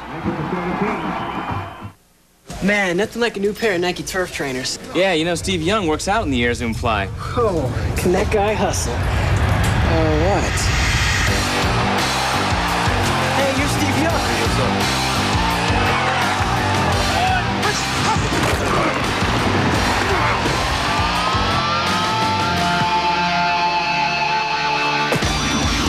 So, what do you think? Nobody gets you closer to the game than Foot Locker, where it all begins. When did you stop loving me? How long have I been a memory? The Nissan Altima, ranked the best car in its class in initial quality. Did you stop loving me? Financing for the Nissan Altima is now available at these special rates. The CBS College Football Today Power Poll, sponsored by Nissan, who reminds you that life is a journey. Enjoy the ride. All right, Roscoe, and how do you lose sleep in college football? You get upset, right? Yeah. And what are the 5 biggest upsets this year? Yeah, we're having a name named John Cooper. Arizona State, they started in September, got after it, whipped Nebraska, shut them out. That was almost unheard of in itself. Air Force, good job by the Academy. How about Michigan and Ohio State? And I'm talking about the sleepless nights of John Cooper. Michigan upsetting that national championship hope of Ohio State, and they really upset everybody in the Alliance, especially the folks out west at the Rose Bowl. That's our Nissan Power Poll. Believe it. There have been many memorable games in this rivalry between Virginia and Virginia Tech, including the meeting back in 1936. Some member of our crew must have been the mascot back then. The Hokies defeated the Cavaliers 7-6 when Virginia Tech scored on a tip pass play in the third quarter. Not a great year for either team. Virginia finished that season 2-7, Tech 5-5, and Tech was shut out in all 5 of those losses. Captain of that victorious Virginia Tech team was Dave Jones. On first down, it's Charles Kirby, the fullback, tackled by John Engelberger.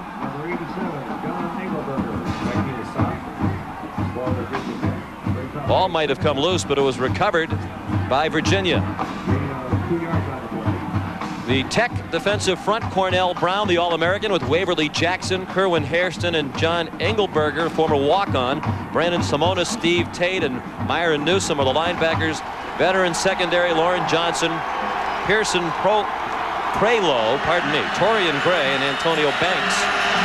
Anthony Midget will also see a lot of action today at the corner with Banks banged up. Sherman throws in the flat, drop by Kirby. You can tell why Kirby only has 2 catches this year. Hit him right between the 3 and the 6, and it knocked him over. Covered by number 21, Brandon Simonis. Brings up a third down. It'll be third down and 7 for Virginia. The Cavs lead 3-0 with 6:24 left in the first quarter. Sherman saw some action last year against Virginia Tech. Did very well when Mike Groh, the starter, was dinged up in the second quarter. Sherman came off the bench, with 8 of 10. Threw a touchdown pass, led them to 2 touchdowns while he was in the game. And he dumps it off, and there's plenty of running room for Jermaine Crowell, and he is out to the 32-yard line. Crowell tackled by Prelo after a gain of 13 and a first down for the Cavs. Good call here, just a crossing route. And Crowell's really been their go-to guy the last 5 games this year, has stepped it up. Good job on third down picking up the blitz. He runs away from Prelo, and it's a first down. You know Tech's going to be in man-to-man coverage. Crossing route's a good route to run in that situation. Crowell has 32 catches this year, 30 of them for a first down or a touchdown. That pass is too high, intended for Brian Owen. First quarter controlled by Virginia. Of course, with the exception of the one long run of 80 yards by Tiki Barber, it's been an even first quarter. That's a big exception. Difference in the football game right now. They went from field position of minus 10-yard line to the plus 10-yard line. One play, opening play of the game. These games tend to be high scoring between these rivals. Lots of turnovers generally, perhaps a product of nerves, but you'd expect a defensive battle with these two fine defensive units. Tiki Barber up the middle. He gained 5 to the 37-yard line. Tackled by Hairston and Tate.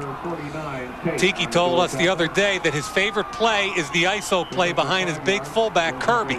Watch what happens. He's going to cut away from the block on the linebacker, backside, in the hole, and he can pick up 7 or 8 yards all day on that play. Loves the isolation play.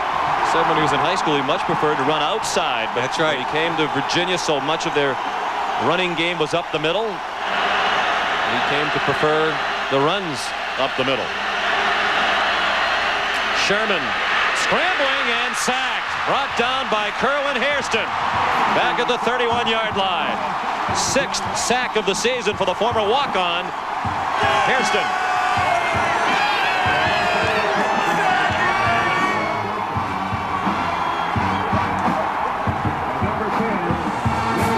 Will Bryce will punt. He was an All-American last year. Yep. And a candidate to be an All-American again this year at 45 yards per punt. Shawn Scales standing at his own 25. George Welsh calls Bryce the best punter I've ever coached. That was a good one. Scales got it from the 23 back to the 35-yard line. 12-yard return of a 46-yard punt. Still 3-0 Virginia in the first quarter.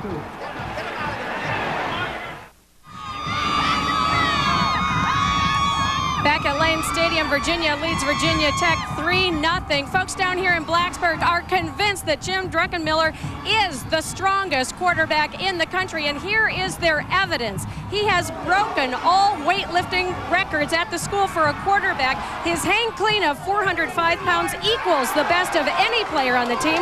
Jim told us that it has really helped him on the field. As he called it, that muscle mass is a great shock absorber, and Shawn, he has already needed that today.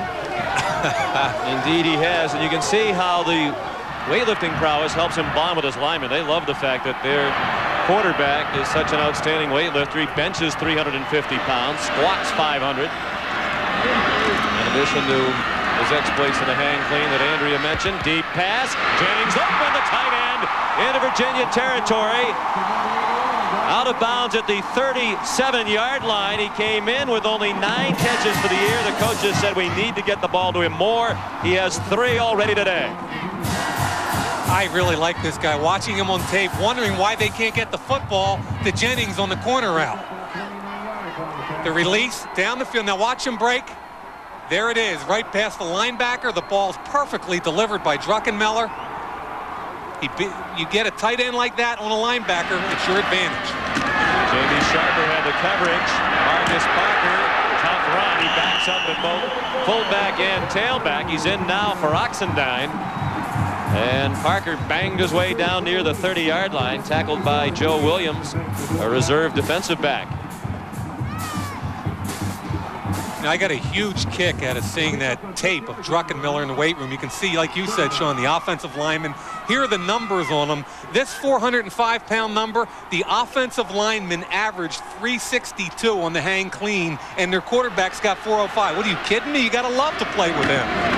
Option, not Druckenmiller's favorite play. But he pitched it to Parker for very little gain. Jamie Sharper involved in the tackle with Anthony Poindexter. Little change. I'm sorry, Shawn. I apologize. Just a little change of pace that Virginia Tech likes offensively. Their offensive coordinator, Ricky Bussell, had it with Maurice DeShazo, who was much more of an option quarterback. But with Druckenmiller, who's a drop-back guy, they just use it as a change of pace. Parker twisted his ankle against Miami, played very little last week against West Virginia. He gets the call again and has the first down to the 25-yard line. Wally Rayner made the tackle. He's been banged up lately, in and out of the lineup the last couple of weeks. Matter of fact, didn't even rest against North Carolina in the last game 13 days ago after spraining his ankle against Clemson. Hokies on the move, trailing 3-0 with 3.5 minutes left in the first quarter. Exactly what they like to do. The pass to Jennings, an option, back to the run game. They're one of the most diversified offenses you'll see in the country. Pass play to Jennings, covered 29 yards, longest reception of the year for Jennings. Close to another first down is Marcus Parker. Again into the secondary where Joe Williams had to make the tackle. You know, they say Marcus Parker's every bit as good as Ken Oxendine. Watch the block. This is the ISO play. The cutback. Good block by Edmonds. Another good block by the wide receiver Stuewe. And Tech has got it going just like they like it now. On the ground, the big hogs up front pushing the pile. Parker's a junior. As is Oxendine. Parker averages 6 yards per carry and Oxendine 6.1. As Ricky Bunzel says, they are interchangeable. On second and less than a yard, Parker might have come up with that foot or two he needed for the first down. Anthony Poindexter up from his safety spot. They didn't get much, but they got enough on the counter tray behind DiNapoli and Washington. 5 carries now for Parker for 21 yards, and the most recent carry picked up a first down against George Welsh's defense. Winningest coach in Virginia history in his 15th season now in Charlottesville after 10 years at his alma mater Navy. He's also the winningest coach in the history of the Naval Academy. 41 touchdowns and 54 possessions in the red zone for Tech this year. Parker in trouble and dropped for a loss. Back at the 21-yard line, it's James Ferrier. One of the 2 outstanding outside linebackers for Virginia. The pair of Ferrier and Sharper rank with any duo of linebackers in the nation.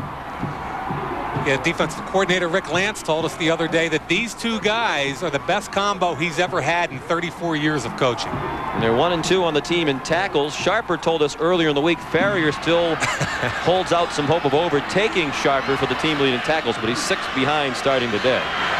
He'd have to do a lot of work. 8th play of the drive, 2nd and 15. Minute and a half left in the quarter. Druckenmiller out of time, throws, man open too high. Had Stuewe at the 3-yard line and he was all alone, but the pass sailed over his head as Druckenmiller was under pressure. Todd White put a hit on Druckenmiller and it appeared to sting him just a bit. That's the first incomplete pass thrown by Jim. He's 6 for 7. Kind of interesting that the whole zone blitz concept, which Virginia is a big believer in. That time, number 89, Tony Dingle, their 290-pound defensive tackle, dropped off in coverage 10 yards down the field. 3 wideouts in the game. Tight end Jennings on the sideline. Heavy rush, and Druckenmiller goes down. Dwayne Ashman with his 2nd sack. The 23rd of his career. He's number 3 all time in Virginia history in sacks behind Chris Slade and Mike Frederick. Loss of 9 on the play, and that'll make it a very long field goal try. Watch Tony Dingle. He's your defensive tackle. He's backing off. What happens with the zone blitz is the quarterback is looking to hit a hot receiver. And when you've got a 300-pound guy dropping back out, A, it confuses blocking assignments, and B, you can't hit your hot guy. It forces him to pull it down.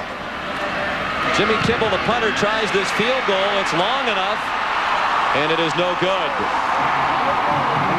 His first field goal attempt of the season as the regular kicker Shane Graham is bothered by a bad back.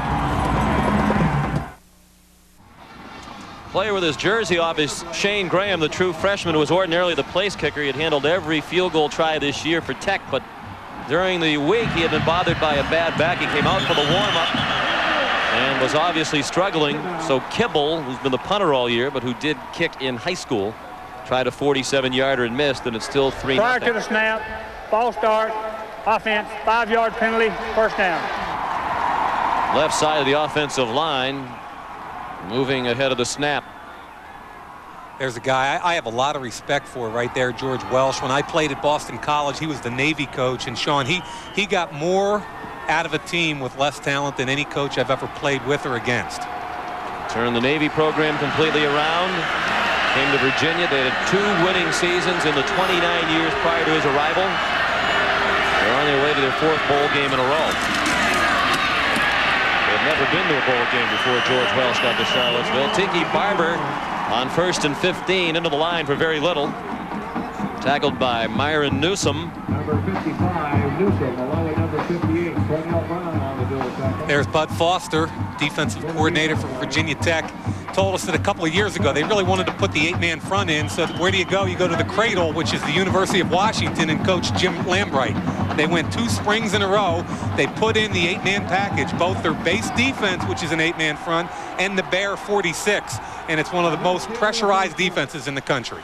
That's the end of the first quarter. The score: Virginia 3, Virginia Tech nothing. We'll return to Lane Stadium after this message and a word from your local station.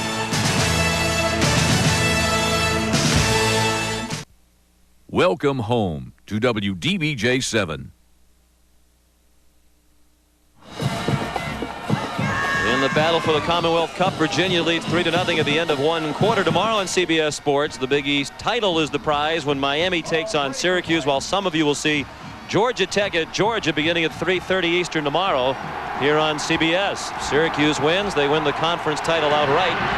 Should Miami win, it'll be a 3-way tie between Virginia Tech, Miami, and Syracuse. I know Tech will be pulling for the Canes. Sherman on the keeper on the option, and he has a first down. Tim's down at the 43-yard line of Virginia. Dragged down by Antonio Banks. A gain of 11 for Sherman. How about that? A little option right back at you. Virginia and Sherman, who's not known as an option quarterback, fakes the ball to Kirby, sees the seam, alertly cuts it right up. He's not a great runner, but just enough to get it done. Very little from the Virginia offense with the exception of the 80-yard run by Barber. Otherwise, they've run 11 plays for a total of 35 yards, including that run by Sherman. Sherman throws on the run, looking for Owen, and it is broken up.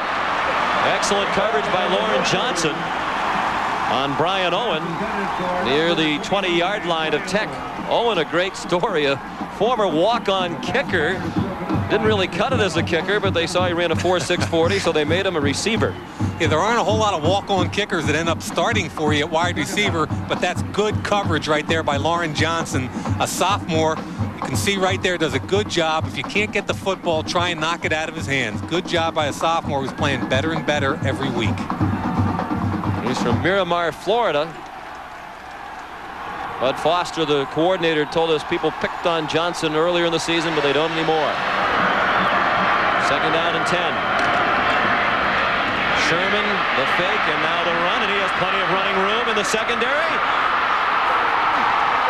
Tim Sherman down at the 25-yard line. Lauren Johnson made the tackle. You know what? They were trying to set up screen here, and when he didn't have it, he very alertly took advantage of the offensive lineman already out there blocking on the screen. Watch what happens when he drops back and the offensive linemen start to pull out of your picture right over here. See him right there? Now he didn't have it, so what do? Get right in behind him. That's an excellent play. He's running about a 5.3 40, and it looks like he's just going to fall down and find some easy, soft spot to land. Which was the 26-yard line, a 31-yard run. He didn't exactly accelerate at the end of that run, did he? Well, he had some very important runs in that game against North Carolina during their come-from-behind victory. Tiki Barber showing some power up the middle. Tech saying the ball's loose. The officials have made no signal. Anthony Midget has the ball in his hands. The question is, was Barber stopped or down by contact before the ball came out? I thought he tried to steal the football while Barber was straining for extra yards. Second down. Frank Beamer less than pleased. I never saw the ball pop loose, but number 30, Midget, gets his hands in there. When Barber goes down, all of a sudden the football, watch 30, he pulls it right out, and there it is, right there, folks. Ball at a gain of 7. Second and 3. Well, Tech caught a break from the officials earlier, and Kibble, the punter, had to run for the first down marker. Breaks might be even now. It's tough to tell. Barber with a first down inside the 15-yard line. Pushed out by Torrian Gray and Anthony Midget. And Tiki Barber's over 100 yards already now. 6 carries 103 yards rushing, needs 19 more to pass Terry Kirby and become the all-time rusher at UVA. And he told us earlier in the week that at the start of the season, that was his primary individual goal, was to become Virginia's all-time rusher. He also said there's a guy behind him by the name of Thomas Jones who someday will probably break all of Tiki's records. Jones is a true freshman. 3-0 Virginia. The Cavs on the move. 7th play of the drive. They're at the 13 of Tech. Barber ran into a pile and then got knocked down from behind by Cornell Brown, the All-American defensive end. Let's check in with Pat O'Brien. All right, Sean, LSU's gone up 14-0 on Arkansas as Herb Tyler threw his 7th touchdown pass of the year, a 35-yarder. Freshman Larry Foster. Bill Clinton notes it's still early. Happy holidays, Sean. Thank you very much, Patrick. Frank Beamer in his 10th year as head coach at his alma mater. Another coach who hasn't gotten enough credit for the great job he's done. 2nd down and 10. Barber again up the middle for very little. The 12-yard line, maybe the 11. Brandon Simonis at the bottom of the pile. Simonis, the leading tackler on this Tech defense for the season. Local player, grew up in Glenver, near Salem, Virginia. He said, make sure you make the distinction. Folks from Glenver don't like it to be called Salem. It's about 25 miles from here. 3rd down and 9. Remember the red zone inefficiency we talked to last time they were held to a field goal. Let's see what happens here. Sherman has it batted down by Cornell Brown. It was a very hard pass intended for Demetrius Dotson on a wide receiver screen, but if Brown had been able somehow to catch that, he was going to run a long way with people trying to catch him.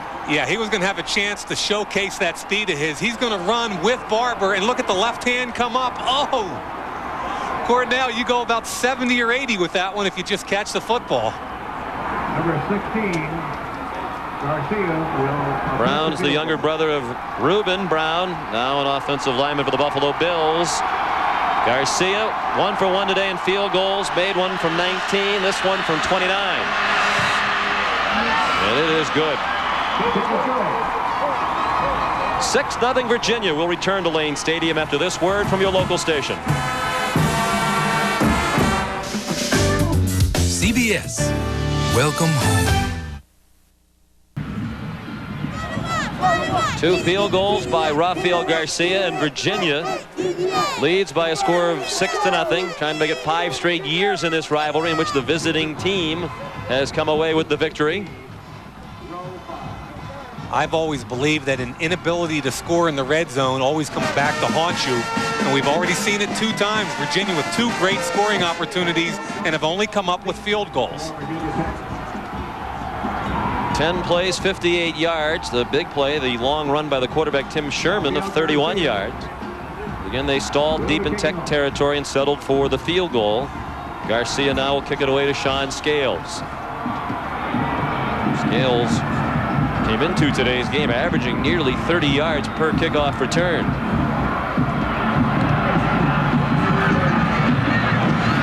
Not as deep a kickoff this time for Garcia, going into the breeze. Scales had a seam and took advantage of that seam to get out to the 36-yard line. A 29-yard return. Andre McNeil made the tackle for Virginia.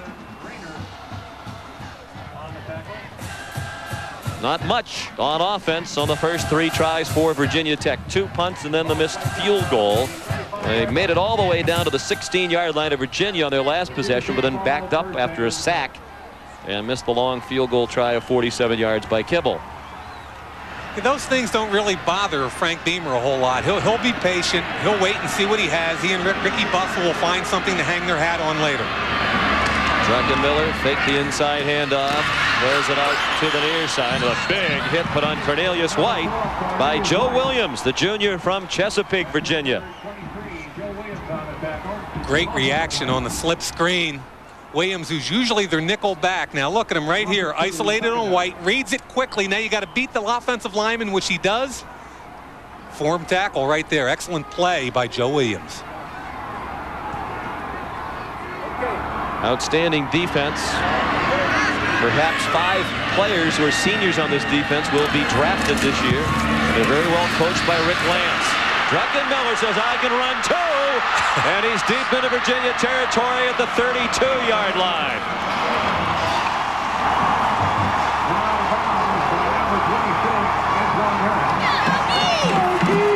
Now the key to this play is the fake to the fullback. Watch everybody tackle the fullback. Opens up, there's the block on the corner, and Druckenmiller turns it up. Blazing speed. Takes it down the field. Ricky Bussell, the offensive coordinator, said the one concern that NFL scouts have about Druckenmiller is his lack of mobility. Well, maybe he's addressing that issue with a 33-yard run, his longest of the year. He handed it off this time. Ken Oxendine, tough run. Joe Williams and Jamie Sharper combining to try to make the stop, but Oxendine wasn't going down without a fight, and there's some pushing and shoving after the play. They pulled T.J. Washington away from the pile. Good job here by the right guard, DiNapoli. Watch him pull out down here. He's going to pull into the hole, make the key block, and you'll see Oxendine cut right off of it. Here comes DiNapoli into the hole. There's the block on Sharper, and now watch him push the pile. Both of them are pushing the pile, including DiNapoli. Gain of 8 for Oxendine. DiNapoli and the other guard, Todd Washington, are great run blockers in the words of the offensive coordinator, Bussell. Oxendine has a first down inside the 20. That's a gain of 8 more. And the Hokies are on the move again. Antoine Harris and Anthony Poindexter, a couple of safeties, forced to make the stop for George Welsh. DiNapoli with another good block, went right behind him last time he pulled. This time on the drive block, as you just said, Shawn, he's an excellent drive blocker. You get in behind your fullback and your right guard. This is Tech offense at its best. DiNapoli's out of Cazenovia, New York. Beautiful part of central New York State. On the run, Brian Edmonds. And the fullback could not turn the corner on first down. Under 10 minutes left in the half, 6-0 UVA. Wayne Ashman and Shannon Taylor combining to make the play on Brian Edmonds. Yeah, I think Tech is going to have trouble getting outside on the perimeter against it. I think Virginia's defense is much too quick for them on the perimeter. They're going to have their most success running right up the middle, and that's where most of their rushing yards will come, between the tackles. Edmonds trying to go straight ahead. He's a quality fullback, over 1,100 career rushing yards as a fullback here at Virginia Tech. He's one of only 5 fullbacks in Virginia Tech history to have rushed for 1,000 yards or more. Yeah, and he's a load. I mean, he's 5'9", 250. By definition, he's got leverage on you already. You can't get underneath the guy. All you get are elbow pads, knee pads, shoulder pads. There's not a soft place to hit that guy anywhere. 3rd down and 9. Druckenmiller under pressure, throw back. Marcus Parker checked out. It's Brian Edmonds inside the 5, and he scores.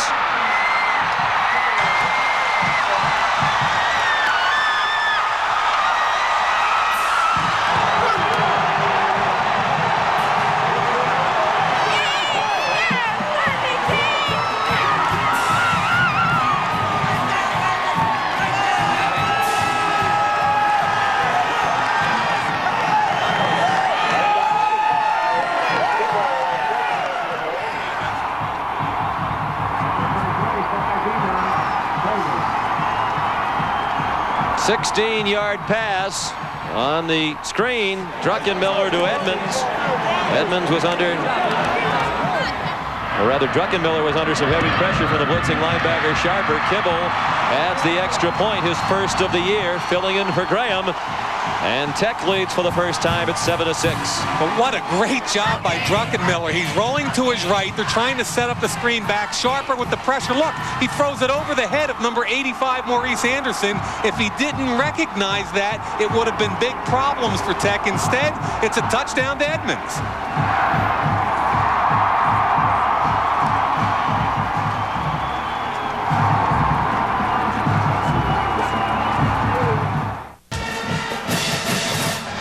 Well, among those in attendance, all the way from Cazenovia, New York, Gennaro DiNapoli's mom has made the trip. Anna DiNapoli. Very proud of the blocking her son did on that drive. He was a key component of the 64-yard drive, the big play, the 33-yard run by the quarterback Jim Druckenmiller, and the pass of 16 yards resulted in the go-ahead score with the extra point added. Antoine Harris running back the kickoff, and he's cut down at the 15-yard line. Excellent coverage. Keon Carpenter, number 1, part of the unit that ran down under that kickoff. Shawn, I'm wondering if Anna ever cooked any meatballs for Gennaro. What do you think? I'll tell you what, Cazenovia, New York is a beautiful town. Have you been there? I have. It's not far from Syracuse. There you go. Beautiful lake there. Great restaurants right in that town on the lake. From the 16-yard line, all 3 of the 4 Virginia possessions have started inside their own 20. Sherman has a man. Crowell out of bounds at the 39-yard line. First down for the Cavs as they come out throwing, a gain of 23. Anthony Midget had the coverage and ran him out of bounds. Absolutely love the play call on 1st and 10. Great play action. And watch the crossing route. He's isolated on the play action against Midget. Crowell's just going to go all the way across the field, and the minute Midget steps in front like that, he's beat. Don't ever step in front of a receiver like that, because if Crowell can stay in bounds, it's a touchdown.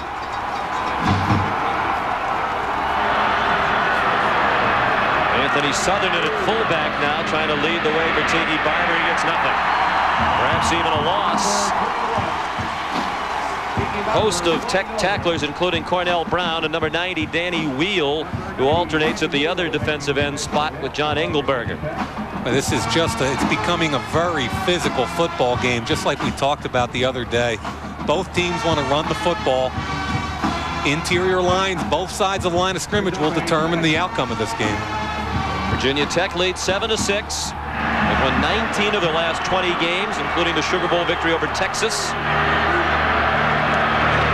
Second down and 10. Blitz! The football! Tiki Barber got it back. He got hammered by Prelo coming on the safety blitz.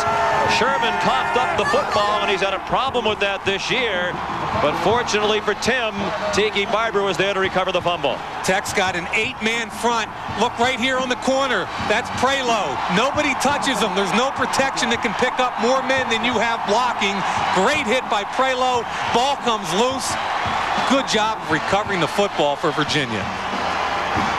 But that's what they try and do. When you talk to the Virginia coaches, they say they turn people loose because of their defensive scheme.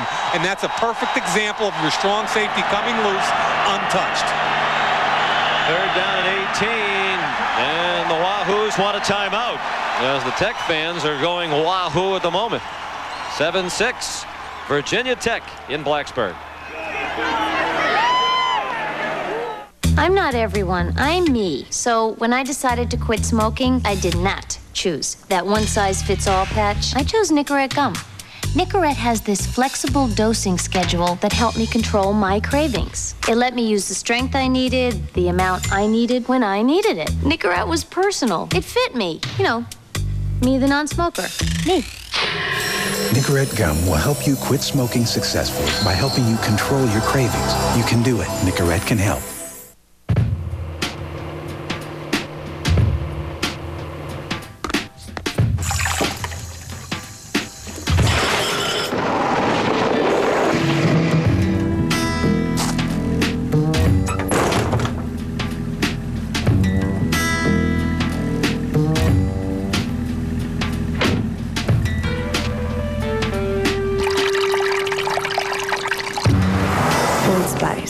It's all in how you use it.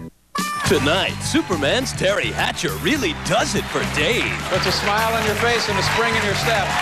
On The Late Show with David Letterman.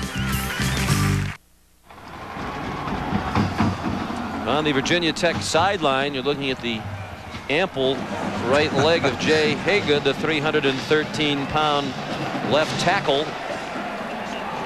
Unlikely he'll be back in on the next possession. Derek Smith backs up that both tackles he'd likely come into the football game for the Hokies. 3rd down and 18 for Virginia after its timeout. 6:54 left in the first half. Tech leads 7-6. Sherman going very deep into double coverage. And Crowell couldn't come up with it. Midget and Gray had the coverage, but Crowell has great size at 6'4", and they try to lob it up there for him from time to time. Apparently he can also talk some smack back and forth with some of the Hokies. Yeah, a little jawbone going on. Let's see Cornell Brown, the All-American. The tackle, that's a tight end, number 87 there. He does a good job, and that's why people try and put the tight end on him, because better feet, they get a chance to push him out past the quarterback and let the quarterback Sherman step up into the pocket. So that was a good job by Walt Derry. Will Bryce to punt it away. Tech, an excellent team at blocking kicks. They've blocked 54 under Frank Beamer in his 10 years. Scales! Outstanding running, maneuvering through the traffic. He's down at the 46-yard line, a 24-yard return. Kirk Willett made the tackle for Virginia. You know, the pressure on the kicker forces the low punt. Will Bryce knows they're coming. He's going to get rid of the football. Look at the pressure, and that's what happens. Low punt. There's nobody within 10 yards of the receiver when he catches the football. Good cut to make the first guy miss. And now you're talking field position, 46-yard line. Marcus Parker in at tailback. He takes the toss and gets stopped at the 48-yard line. Jamie Sharper and Anthony Poindexter in on the tackle, and it is Derek Smith, number 74, in at left tackle for Jay Haygood, still on the sideline with the ice on his ankle. Smith sees a lot of action. He's a sophomore from Kearneysville, West Virginia. Matter of fact, he was a starter earlier in the year at a right tackle before T.J. Washington took the job away from him with fine performances. 2nd down and 8. Druckenmiller nearly intercepted, then deflected in the air where Scales had a chance at it. Stephen Phelan made the initial play, breaking up the pass. Then it was Rondé Barber who had a shot at it with Shawn Scales. Rondé Barber, one of the most highly respected corners in the country, gets good. That was Phelan breaking on the football. You called that correctly, and it was Barber coming in late. Scales doing a good job making sure Barber doesn't get the football. 3rd down and 8. Virginia Tech 2 out of 6 on 3rd down today. Hokies lead 7-6. Under 6 minutes left in the first half. The pass too far ahead of Michael Stuewe as he went crossing over the middle. And the Hokies will punt again. Stuewe, another of the former walk-ons, now on scholarship. They have 5 on this team. Kibble punting for the 3rd time. Tiki Barber. Go back. Returned 1 punt 3 yards, made a fair catch of the other. Wobbly punt and short. Sideways bounce, and it's down at the 18-yard line. 34-yard punt.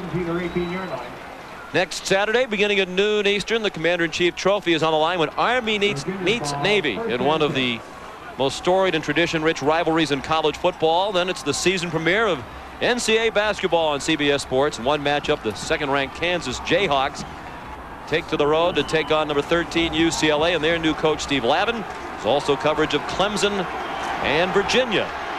Next Saturday, 3:30 Eastern. First down, Cavaliers. Sherman on the option keep out to the 20-yard line. How good a game is that Army-Navy game going to be this year, huh? I mean, aside from all the normal pageantry and how much fun that game is anyway, now you've got 2 really good football teams fighting for one at-large berth with the Independence Bowl. I mean, this has got all the trappings of a wonderful football game. It always has the tradition, pageantry, and emotion. This year it has more meaning as a football game, right, with the great seasons both academies are having. 2nd down and 8 after the 2-yard gain by Sherman. Tiki Barber, the lone back. 3 wide receivers into the game. 4-man rush. Sherman Ran into Simonis and got stopped for a short gain. He reached the 23, and that's all. Brandon Simonis, we mentioned, grew up just down the street. His dad played here at Virginia Tech. He said, I'm probably the only guy on this team who grew up wanting to be a Hokie. All my life I wanted to play for Virginia Tech. And he's really an interesting story. He's also the nephew of Frank Beamer, the head coach. They don't publicize that a lot because it's tough on him. Everybody thinks Frank may give him something, which he obviously doesn't. He proposed to his girlfriend this summer also, and we'll tell that story in a minute. I don't think Frank needs to apologize for playing his nephew when his nephew's the leading tackler on the team. 3rd down and 5. Blitz, well picked up. Sherman's pass batted down. Excellent defensive play by Anthony Midget, a true freshman who had the coverage on Crowell. Got to give Midget some credit there, stepping in for Antonio Banks. Let's see what kind. Here's the play action to Barber. I think Sherman's going to take a pretty good hit here after he delivers the football, which he does. But look at the coverage right there by the true freshman. The hit from the backside, the front side. Good job. Once again, that's Pearson Prelo, the strong safety. And a fine job by Tiki Barber picking up the blitzing Jamel Smith. Bryce under pressure, just didn't get the punt off. Takes a bounce dangerously close to one of the Hokies. And it's down at the 30-yard line. 47-yard punt will return to Blacksburg in a moment. Has he done all his chores? Put all his things away? Has he been a good boy this year? Well, maybe he deserves a shiny new toy this Christmas. And maybe we can help you find just the right one. At the True Value Christmas is just around the corner sale. Hurry in now and get one of these 2 Gerber Multipliers 13-in-1 tools for only $29.99. They make the perfect gift. True Value. Christmas is just around the corner. I'll buy 10 of these. You're Deion Sanders. Deion Sanders? It's him. You're the greatest, man. Mind if I get a picture?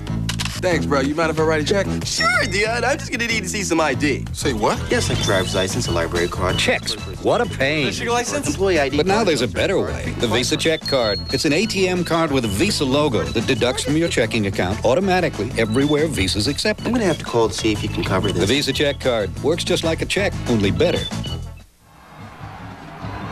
7-6 Virginia Tech as we approach halftime. Coming up at the half, Pat O'Brien, Craig James, and Danny Sheridan will be along with a look at tomorrow's showdown between #1 Florida and #2 Florida State. And Michelle Tafoya has the story of Boise State head coach Pokey Allen, who's giving thanks that he's been able to return to the game he loves as he battles cancer. That's all at halftime. Virginia took a 6-0 lead in this game on a pair of field goals by Rafael Garcia, 19 and 29 yards. The only touchdown in this game on a screen pass from Jim Druckenmiller to Brian Edmonds of 16 yards. And the Hokies lead 7-6. They don't like to be called the Fighting Gobblers anymore, even though it still says that on the outside of Lane Stadium. But every now and then they play that gobble over the PA system, and the fans roar as they did a moment ago. Oxendine, very little. Gain of a yard, perhaps 2 for Oxendine. Ricky Bussell playing it a little bit close to the vest here. Under 4 minutes left in the first half with a 1-point lead. His quarterback, Druckenmiller's 5 for 5 on first downs, yet they lead right there with the run play and put themselves in 2nd and 9.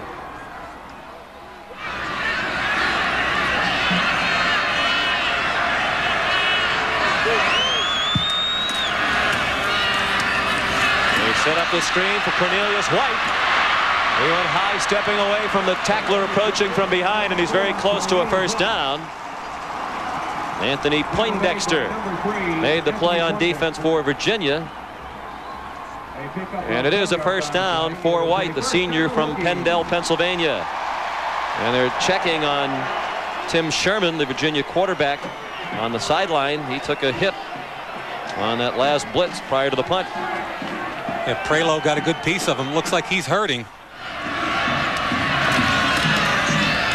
Druckenmiller with a lot of time in the pocket. Throws deep for White. He's open, and it's overthrown. Druckenmiller really didn't have his feet set And the throw was off target, too far, and also a little bit too close to the sideline. Would have been tough for White to stay in bounds, even if that hadn't been overthrown. Yeah, here's a guy who can throw the football as far as he needs to, but here with the guy beat by 5 yards, take your time and make sure you get the catch. Look at the separation, 5 full yards just over the head of White. Big play they should have made right there.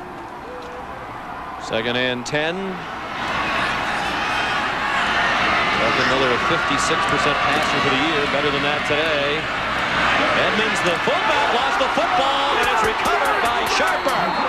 Virginia has it at the 47-yard line.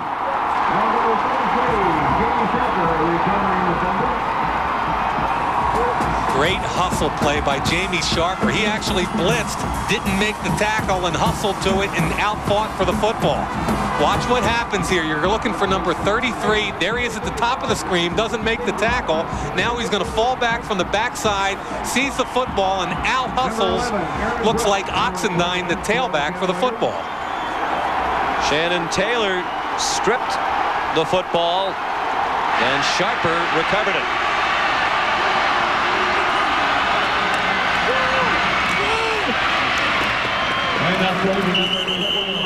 New quarterback in the game is Aaron Brooks. He handed it off to Tiki Barber. Brooks also saw action the last game against North Carolina when Sherman was struggling and George Welsh was trying to kickstart the offense. And they're still working on that right elbow of Tim Sherman. Brooks and Sherman came into preseason camp in a battle for the starting quarterback job. Replaced Mike Groh, completed his outstanding career at UVA last year. Sherman won the battle. Brooks wasn't all that happy about it. Brooks has seen plenty of action. His toss goes to Barber. He gets very little. We check in with Andrea Joyce. Well, Shawn, Dr. Frank McHugh just told me that Tim Sherman's right elbow is bothering him. Obviously, he's got some ice on it. He's also got his bell rung just a little bit. He's not thinking real clearly. They're going to keep him out for the rest of the first half, check him out at halftime, but they do expect he'll clear up during halftime and be back in the second half. Back to you guys. Minute 50 till halftime. Brooks is a sophomore from Newport News, Virginia. This is 3rd down and 6, and a timeout called by Tiki Barber with the play clock running out. 1 timeout left for UVA. The Hoos trail by 1.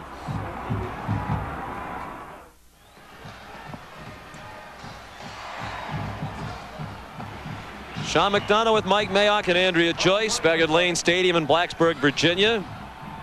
Only 1 timeout left now for Virginia, with 1:39 left in the first half, and Tech leading 7-6. Virginia looking at 3rd down and 6 at the 44-yard line of Tech. They're 1 out of 6 on 3rd down. They've failed to convert on the last 4 tries. Aaron Brooks at quarterback. Cornell Brown ready to go after him. They're showing blitz. They come on the blitz. Brooks throws, man open, caught, 1st down. Demetrius Dotson, the true freshman, out of bounds at the 36-yard line, a gain of 8. Excellent job by the quarterback, Aaron Brooks, hanging in there under some real pressure.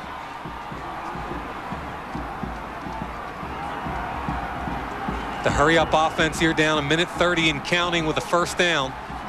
They didn't rule Dotson out of bounds, apparently, on the far sideline. 1st and 10. 3 wide receivers remain in the game. Brooks, good cut.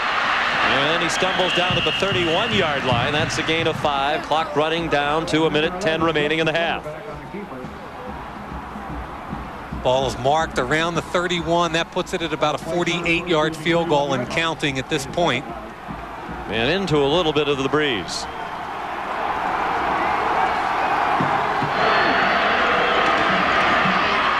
Inside handoff. Tiki Barber fought through a tackle and got close to a 1st down. This might require a measurement at the 26. John Engelberger took down Tiki Barber. Keep in mind, UVA only has 1 timeout remaining in the half because they blew 2 of them earlier on the clock running down. So they've got to be careful how they spend the last 40 seconds of this half so they can ensure getting the field goal unit out there with time. George Welsh looking on anxiously as they measure. George was a great player at Navy. His team just short. Of course, they're pushing Tiki Barber for the Heisman Trophy here. He's an unlikely winner of that award, although he's had a great year. George Welsh finished third in 1955 in the Heisman Trophy balloting while he was at Navy. Went to coach at Penn State for 10 years as an assistant, then went back to Navy as head coach, and very quietly has been about as consistent a winner as anybody in the college coaching game. Yeah, for years, he was rumored to be the next Penn State coach after Joe Paterno, but nobody thought Joe could hang in as long as he has. Third down and about a foot. Brooks keeps. But now they have to hurry. They'll get the momentary stop to move the chains. We're down to 21 seconds left in the half. And of course, for many years, Tom O'Brien, the man just to George Welsh's right, has been rumored to be George's successor. But at age 63, Coach Welsh, who was talking about retiring a couple of years ago, now says he wants to stick around for 3 or 4 more years. 7th play of the drive. Brooks. It is nearly intercepted. Dangerous throw. And Lauren Johnson broke it up. It was intended for Demetrius Dotson. 10 seconds left. There's a flag down at the line of scrimmage, far side of the field, and also one on the near side. It's on Tech. I can tell you, I am impressed with Lauren Johnson, the corner. Doesn't get anywhere near as much publicity as Torrian Gray or Antonio Banks. Offside. Defense, 5-yard penalty, first down. They have challenged Johnson 3 or 4 times this first half, and he's come up big every single time. Good football player. First penalty against Virginia Tech. Game with 10 seconds left in the half. 1st and 5 at the 19. 10 seconds left in the half. Brooks throws incomplete. Looking for Brian Owen. Now George Welsh has to make a decision. He doesn't want to risk losing the 3-point possibility. So Garcia comes out. Todd White, the defensive tackle for Virginia, calls Rafael Garcia, the Spaniard, pesos and la balsa. What? Which means money in the bank, I'm told. Somewhere my high school Spanish teacher is cringing. Pesos and la balsa, which Todd says means money in the bank. So we'll see if he is money in the bank here. 37-yard try, and it is good. Still 2 seconds left in the half. Garcia's 3 for 3 today. Money in the bank indeed. 9-7 Virginia. Aaron Brooks off the bench after the elbow injury to Tim Sherman, and he led the scoring drive that resulted in the 3rd field goal of the day for Virginia, set up by the fumble recovery. They went 29 yards to set up the 36-yard field goal. They required a new holder. Sherman usually holds for Garcia. Will Thompson, the 3rd-string quarterback, took Sherman's place, holding the ball. Remains to be seen who the quarterback will be when the second half begins. Garcia will kick off. We'll see if he squibs it. He does. Line drive. Taken on a hop by Scales at the 3-yard line. He's down at the 25, and that's the end of the first half. As you might expect with 2 of the top defenses in the country,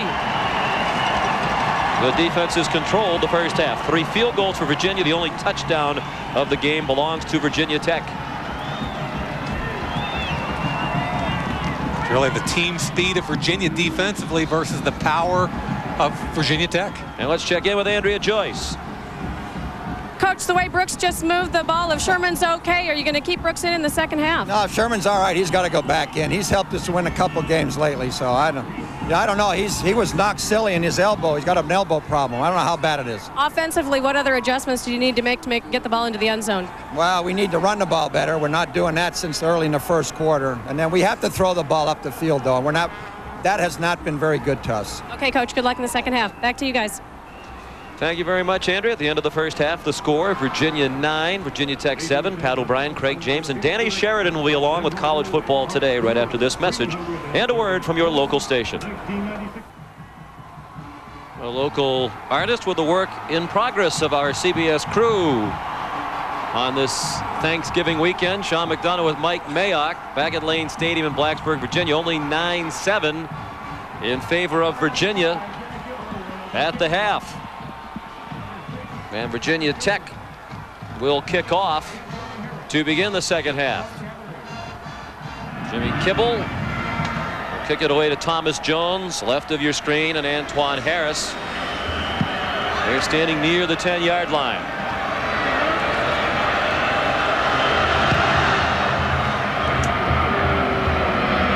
Kickoff comes down to Harris at the 8.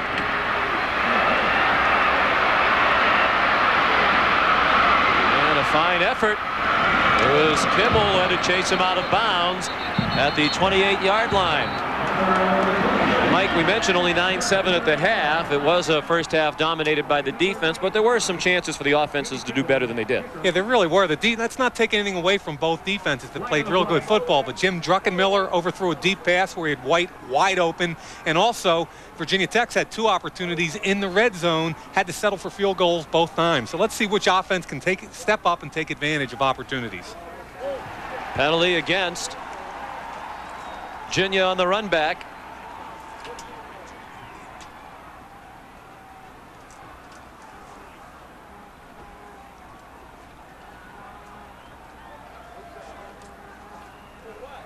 And as they sort it out, we'll look at first half stats.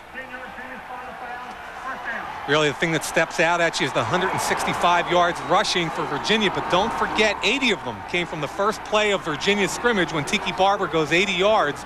Since that point, Barber's only had 11 carries for 32 yards.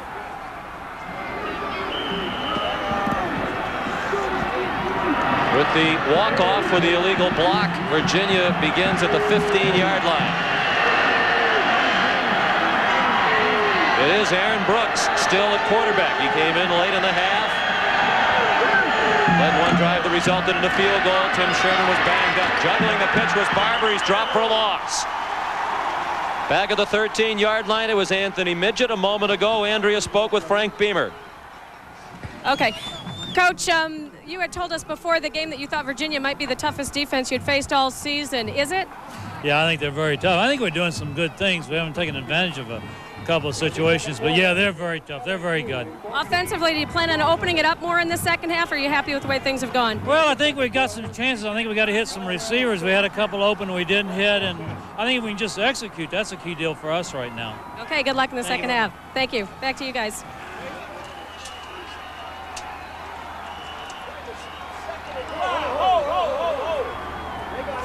Ball spotted at the 18-yard line. It was the signal for a penalty, but now there is some confusion as to just what the call was. I believe it was an offside call against Virginia Tech. And it should be 1st and 5.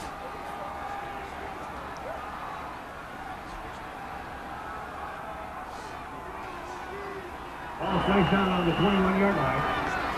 And that's what it is. 1st down and 5 at the 21-yard line. They actually shortchanged Virginia by about a yard, it appeared, when they placed the football down.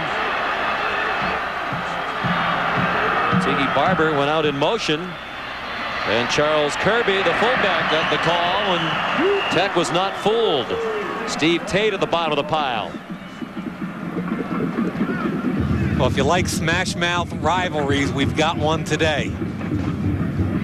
Steve Tate, 240-pound junior, stepping in for Tony Morrison.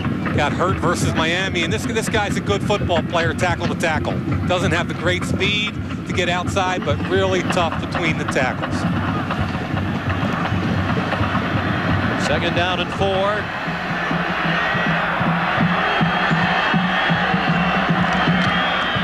Barber has the 1st down out to the 27-yard line. Steve Tate made the tackle.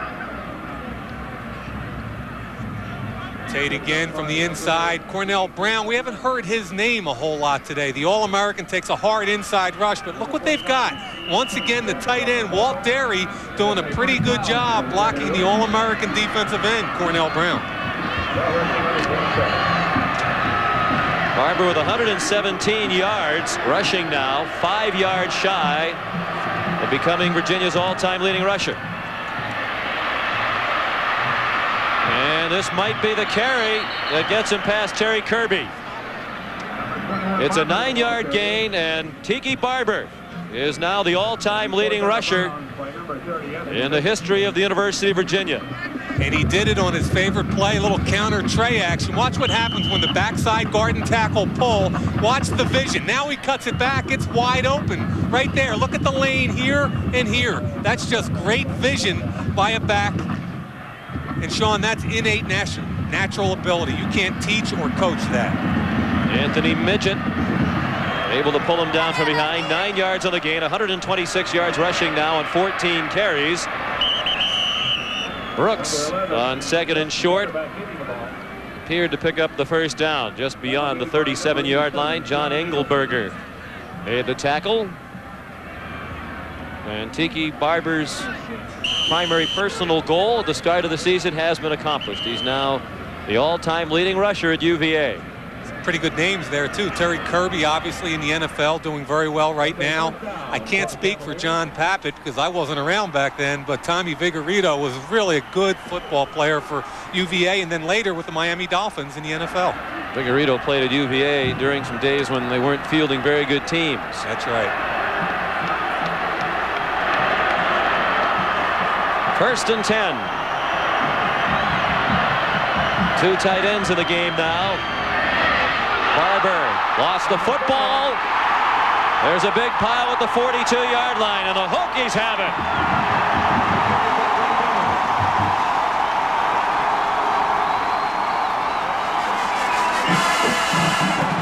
I think the ball fell right into the lap of Anthony Midget.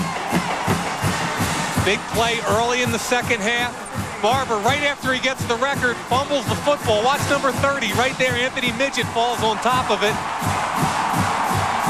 How ironic, one play after breaking the record, the ball gets hit by his own offensive lineman, I believe, bounces off Engelberger, and alertly picked up by Anthony Midget. Looked like Myron Newsom might have knocked it out on the way by. You recall Midget actually pulled the ball away from Barber in the first half, but did not get credit for it. The officials ruled Barber down in that instance. Now from the 42, Oxendine into the middle of the line and down to the 39-yard line. That's a gain of 3 for Oxendine. Averages 6.1 per carry for his career, and that's the all-time record at Virginia Tech. Still would like to see them use Jim Druckenmiller on first down.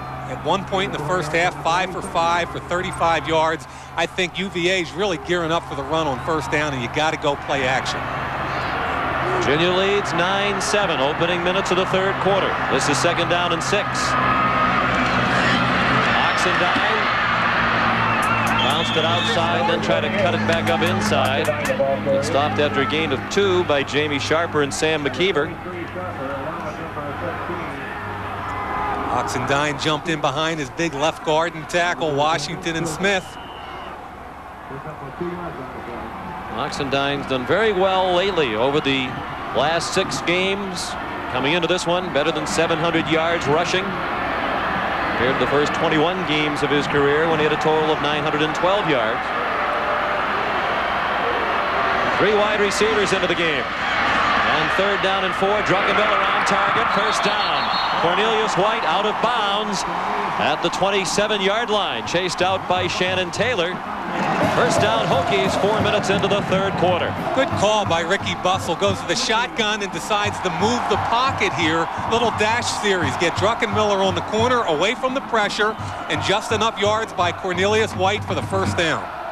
Good pitch and catch right there.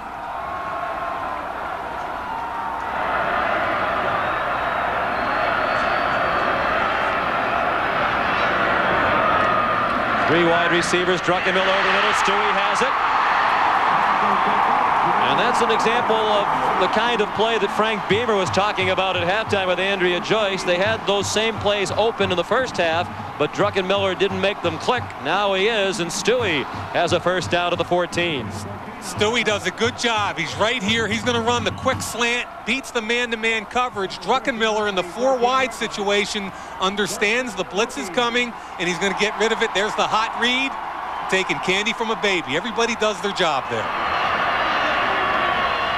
Druckenmiller got hit by 2 UVA defenders, but still got the ball off. This time a 4-man rush. Druckenmiller throws. Too hot to handle for James Crawford, who was the 4th wide receiver.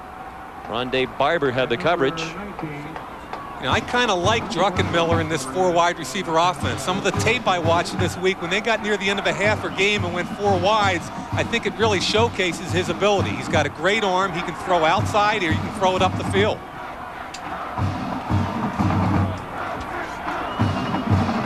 Second and 10 with 10:36 remaining in the 3rd quarter. Virginia 9, Virginia Tech 7.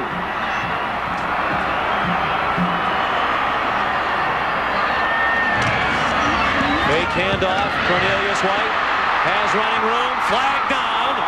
White down at the 1-yard line. Thrown right at the feet of a blocker out wide trying to help spring White. James Ferrier made the tackle that saved the touchdown. Boy, the thing was set up, but I think T.J. Washington, the right tackle who pulled out, pushed in the back. I don't think there's any question of the call. Yep.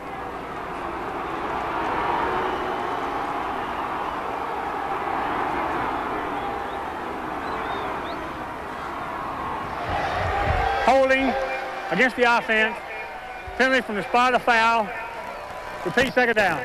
Penalties in the red zone will kill you. Once again, you've got to take advantage of opportunities. There's Washington right there pulling out in front of the play. He's going to push Poindexter right in the back there. Now, that's not an overt play, but the ref was standing right there, saw the whole thing, and flew through the flag. So instead of 1st and goal with the 1, it's 2nd down and 17.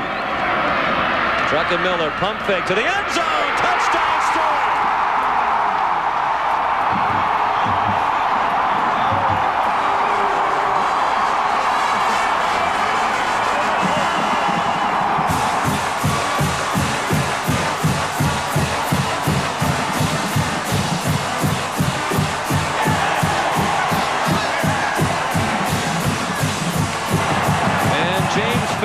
Injured on the play for Virginia. That would be a huge loss.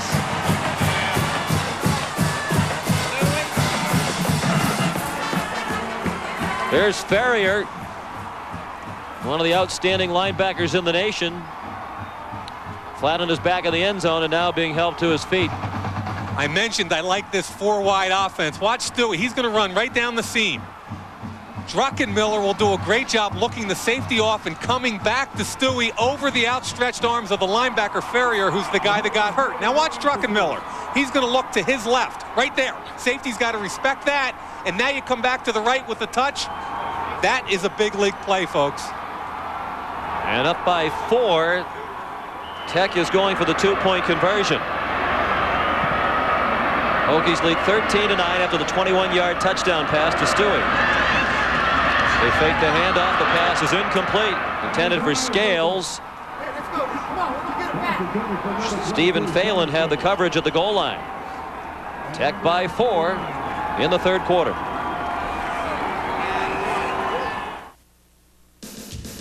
CBS Sports coverage of college football is sponsored by Pontiac and your local Pontiac dealer. We are driving excitement. Nicorette gum. You can do it. Nicorette can help. And by Pizza Hut. And you're looking at the War Memorial here at Virginia Tech. 8 pylons representing virtues, loyalty, duty, brotherhood, etc. And those pylons are inscribed with the names of Virginia Tech cadets who have been killed in action. Interesting decision by Frank Beamer a moment ago to go for 2 with his team ahead by 4. Yeah, I kind of disagree with it because if the Hokies come back and kick a field goal, that puts them up 16-9, and a touchdown can either tie or win depending on if you go for 2. Kibble with the kickoff. Antoine Harris a yard deep in the end zone. Decided to run it out. A bad decision.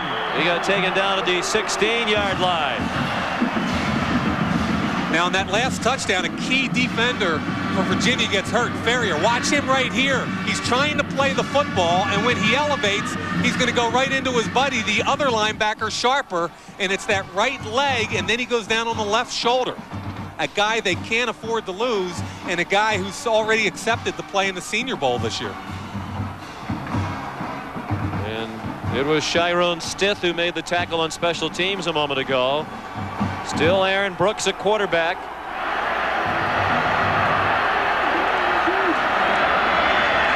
Play action fake. Man open in the flat. It's the fullback Charles Kirby. And he's out of bounds with a first down up around the 34-yard line. Nice play on first down for Virginia, gain of 18. Always been a big believer on a running team to go play action on first down, especially against an 8-man front like Virginia Tech. Still a long way to go in this one. Nearly 10 minutes remaining in the third quarter.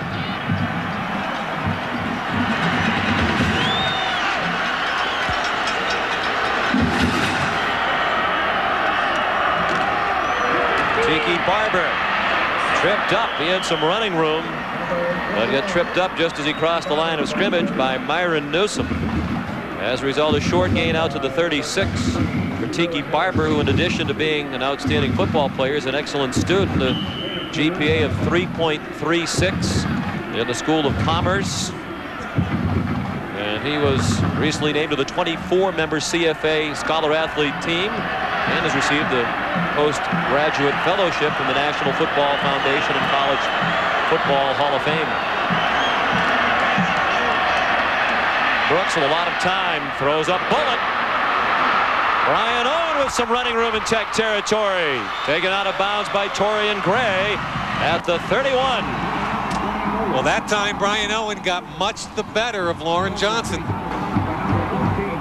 Deep dig pattern, and I really like the way the ball was delivered by Brooks also. There's the delivery by Brooks. Good arm on the deep dig route. Johnson not only has poor coverage, but slips on the tackle. Now, we haven't talked much Cornell Brown, but let's see what they're doing up front. There's one blocker, a tight end. There's another blocker, a tackle. Folks, that's called respect. Casey Crawford, the backup tight end, doing a good job. First catch of the day for Owen, and it covers 33 yards. They hand it off to Crowell, and he's in trouble. Banged out of bounds to the line of scrimmage. Midget with the first hit, and Myron Newsom came to his aid to help finish off Jermaine Crowell. Yeah, misdirection can't take that long to develop. Simonis almost made the play from the backside, and it gave the defenders plenty of time to recover. Just wasn't properly timed up.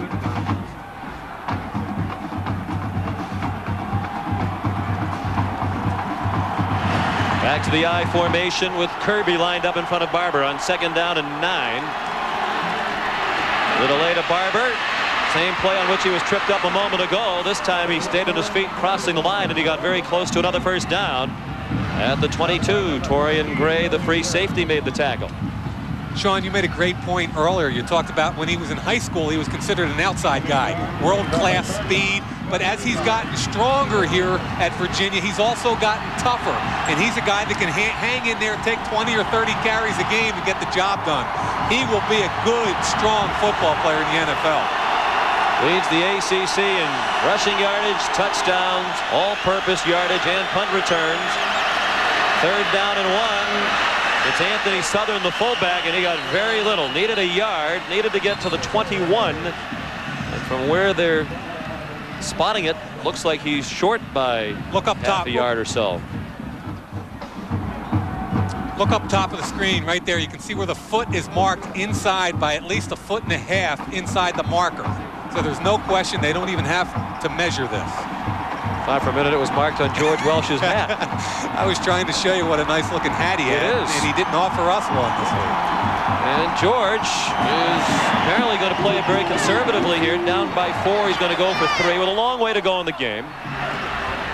8:03 left in the third quarter. And as we said, they consider Garcia to be money in the bank, and he has been today, 3 for 3. What was that? Los Cabos and my mente, or what was Pesos and La Balsa.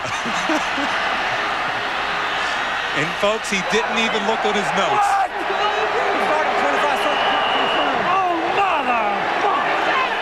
Frank Beamer wanted the 25-second clock to be running, and it wasn't all this time. Correct.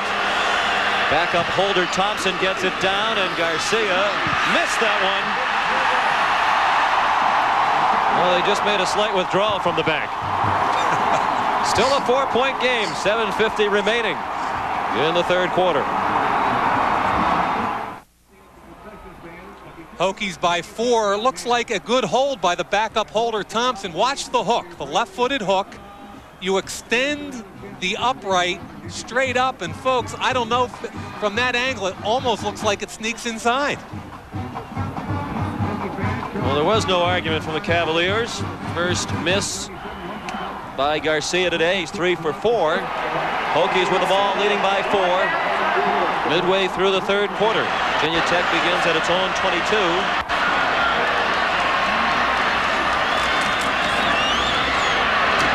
Parker, the tailback, he carries to the 25, and we check in with Andrea Joyce.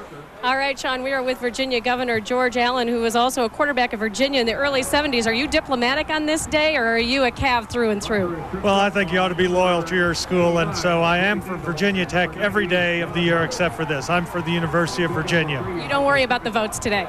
Well, it's hard coming into Tech territory and be for the UVA Cavaliers, but nevertheless, folks know you got to stand for something. You are also the son of the legendary George Allen, the late George Allen, coach of the Redskins and the Rams. In the catalog of memories that your family has, how does the Virginia Tech-Virginia rivalry fit in? It fits in a very sentimental way. I was with my father at Thanksgiving the year he died. He died on New Year's Eve, and we were watching the University of Virginia Tech game.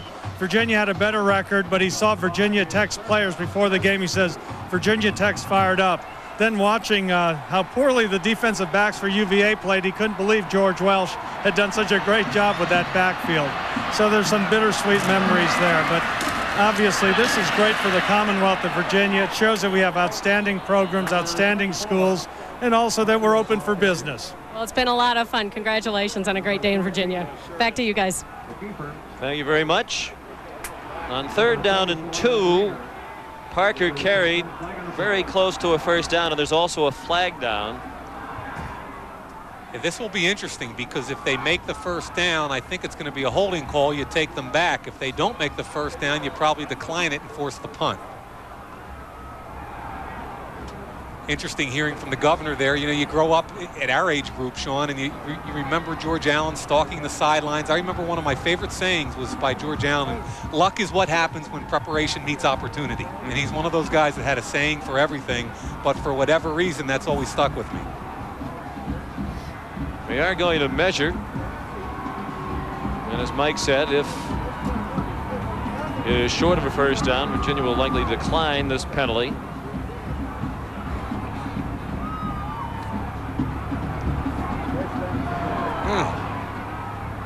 Look at this. I think they said he was short. It was tough to tell from that angle. I don't think you can decline this one, though.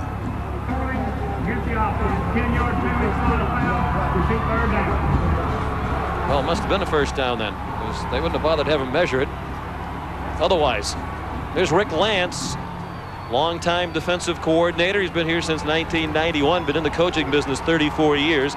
His name and that of offensive coordinator Tom O'Brien have come up for the head coaching job at SMU, where former Virginia athletic director Jim Copeland is now the AD. And you can't go wrong with either one of those guys. Solid football people, know how to recruit and understand the academic side of it. Blitz on 3rd and 13. Well picked up. Druckenmiller going deep. White is out there and open and has it. McKeever fighting to take him down to the 10-yard line.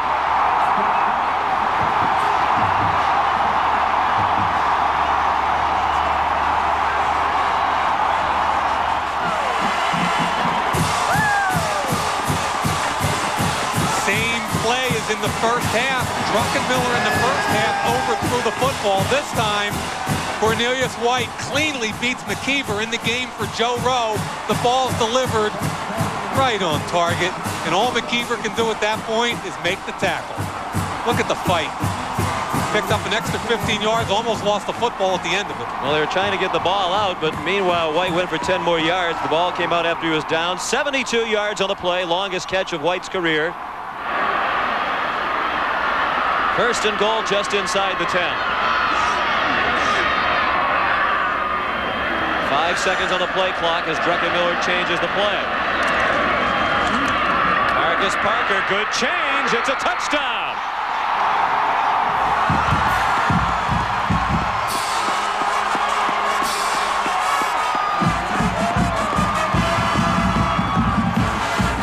Hey, that big Gennaro DiNapoli is having a heck of a football game, folks. The right guard cleared the way for Marcus Parker, who dances into the end zone. That big offensive line from Tech starting to take a toll. T.J. Washington, the right tackle, very slow to get up after that touchdown. They've already lost Jay Haygood, the left tackle, for the game with a sprained ankle. Kibble adds the extra point. Marcus Parker, the junior from Roanoke, a 9-yard touchdown run. And the Hokies have their largest lead, 11 points at 20-9. A smart tailback will follow the big fella every time. Watch what happens with DiNapoli. Pulls out from the right side into the hole. Parker's behind him. Get underneath him. Accelerate. Touchdown. That Miami-Syracuse game tomorrow from the Carrier Dome at 3:30. Miami, with a victory, would create a 3-way tie for the conference football championship. Syracuse, with a win, would win the title outright for the first time. Virginia Tech leads this non-conference game 20-9. Final game of the regular season for each team. Tech at 9-1, Virginia 7-3. Virginia already heading for the CarQuest Bowl. Tech's bowl destination still up in the air. The scoring drive 78 yards. 72 on the pass play. Druckenmiller to White, the longest play from scrimmage for VT this year. Kibble kicks off. Antoine Harris is going to run it out again. He tried last time and didn't reach the 20. This time he's out to the 26. Keon Carpenter brought down Antoine Harris, who had that big interception return for a touchdown against North Carolina in the last game that turned that game around. Looked like George Welsh was telling him when it's stay in the end zone. He sure was.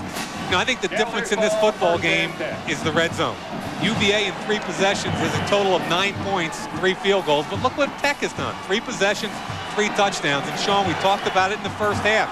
You get in the red zone, you've got to score touchdowns. Drive begins at Virginia's 26. Brooks on the rollout has his man. Slipping down was the backup tight end, Casey Crawford, a redshirt freshman from Falls Church with just his 3rd catch of the year. You know, we talk about 1st and 10, throw the football off play action, and that's exactly what they do here. What happens, the play goes that way, quarterback comes off, and the tight end finds a slot right in there. This is what I think you have to do with the 8-man front. There's the play action. Tight end finds his slot, deliver the football. Looks easy, doesn't it, folks? Yeah.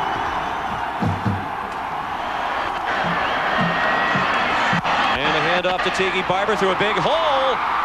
And he's into Virginia Tech territory and down at the 45-yard line. Tackled by Torrian Gray.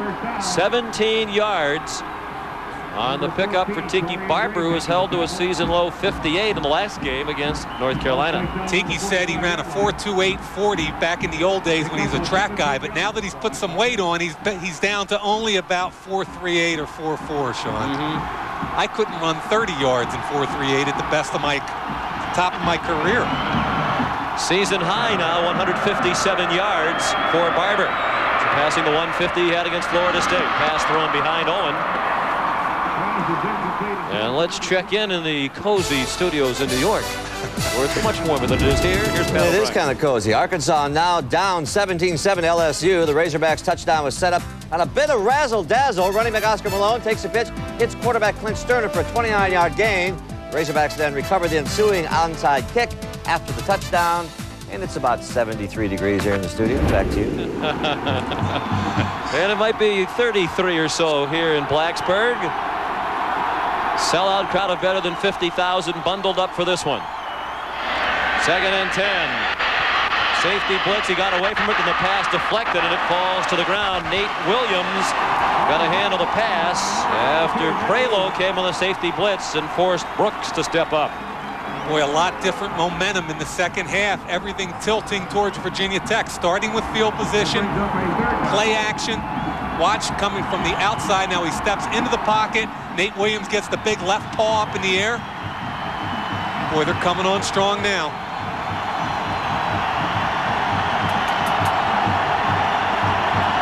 Third down and 10. The Cavaliers are 3 out of 9 on third down today. They trail 20-9 with 4.5 minutes left in the third quarter. Brooks with a 4-man rush, a lot of time to throw, going deep toward the end zone, lots of contact, and a flag down. Owen knocked to the deck by Lauren Johnson, and he turned and hung his head after he saw the flags near the 10-yard line. Now Johnson, I thought, had a great first half, and he's been struggling with Owen a little bit in the second half. Got beat on a couple two deep dig routes, and now he's going to get called for interference. But remember, college football, it doesn't go all the way to the point of the foul. It's a 15-yard penalty with an automatic first down. Left arm is clearly on Owen, pushing him there. The question is whether it's catchable. I think it was. There's the left arm. Pushes off a little bit. Look back for the football. Didn't look like a huge shove. Looked like the hand had been there for a while. Brian might be in the drama school. Well, remember, he's a former punter, right? He was a walk-on punter, yes, so he's got that drama stuff in him.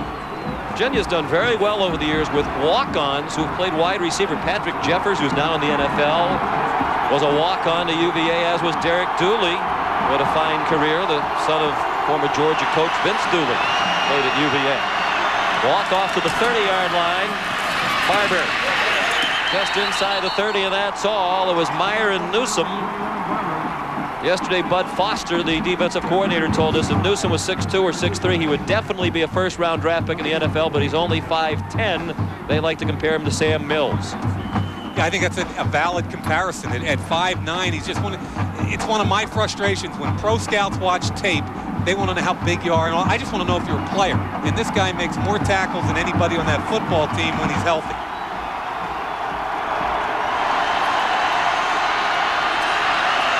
Second down and 10. Brooks under pressure. Has to throw on the run to the end zone, and it is incomplete. Breaking open was Demetrius Dotson across the middle of the end zone. It was Lauren Johnson, who again had coverage. And that was very nearly the completion for a touchdown. Dotson had some space. Dotson's a quick wide receiver. As Shawn said, had some space. The ball could have been delivered. Right here at the end of the play, this could have been 6 points. Dotson open in the end zone, just past the diving hands. Third down and 10 upcoming. 7th play of the drive for Virginia. 3:36 remaining third quarter. Virginia Tech leads 20-9. They have to hurry to get the play off. 0 on the play clock as they snapped it, and they will stop the play. No play here. Great diving catch, and actually it went through the hands of Crowell. But you see that flag, and it was for delay of game. You were all over that one, Shawn. Exactly right. Snapped the ball. It was after they hit the double-digit 0. Prior to the snap, delay of game. 25-second clock violation against the offense.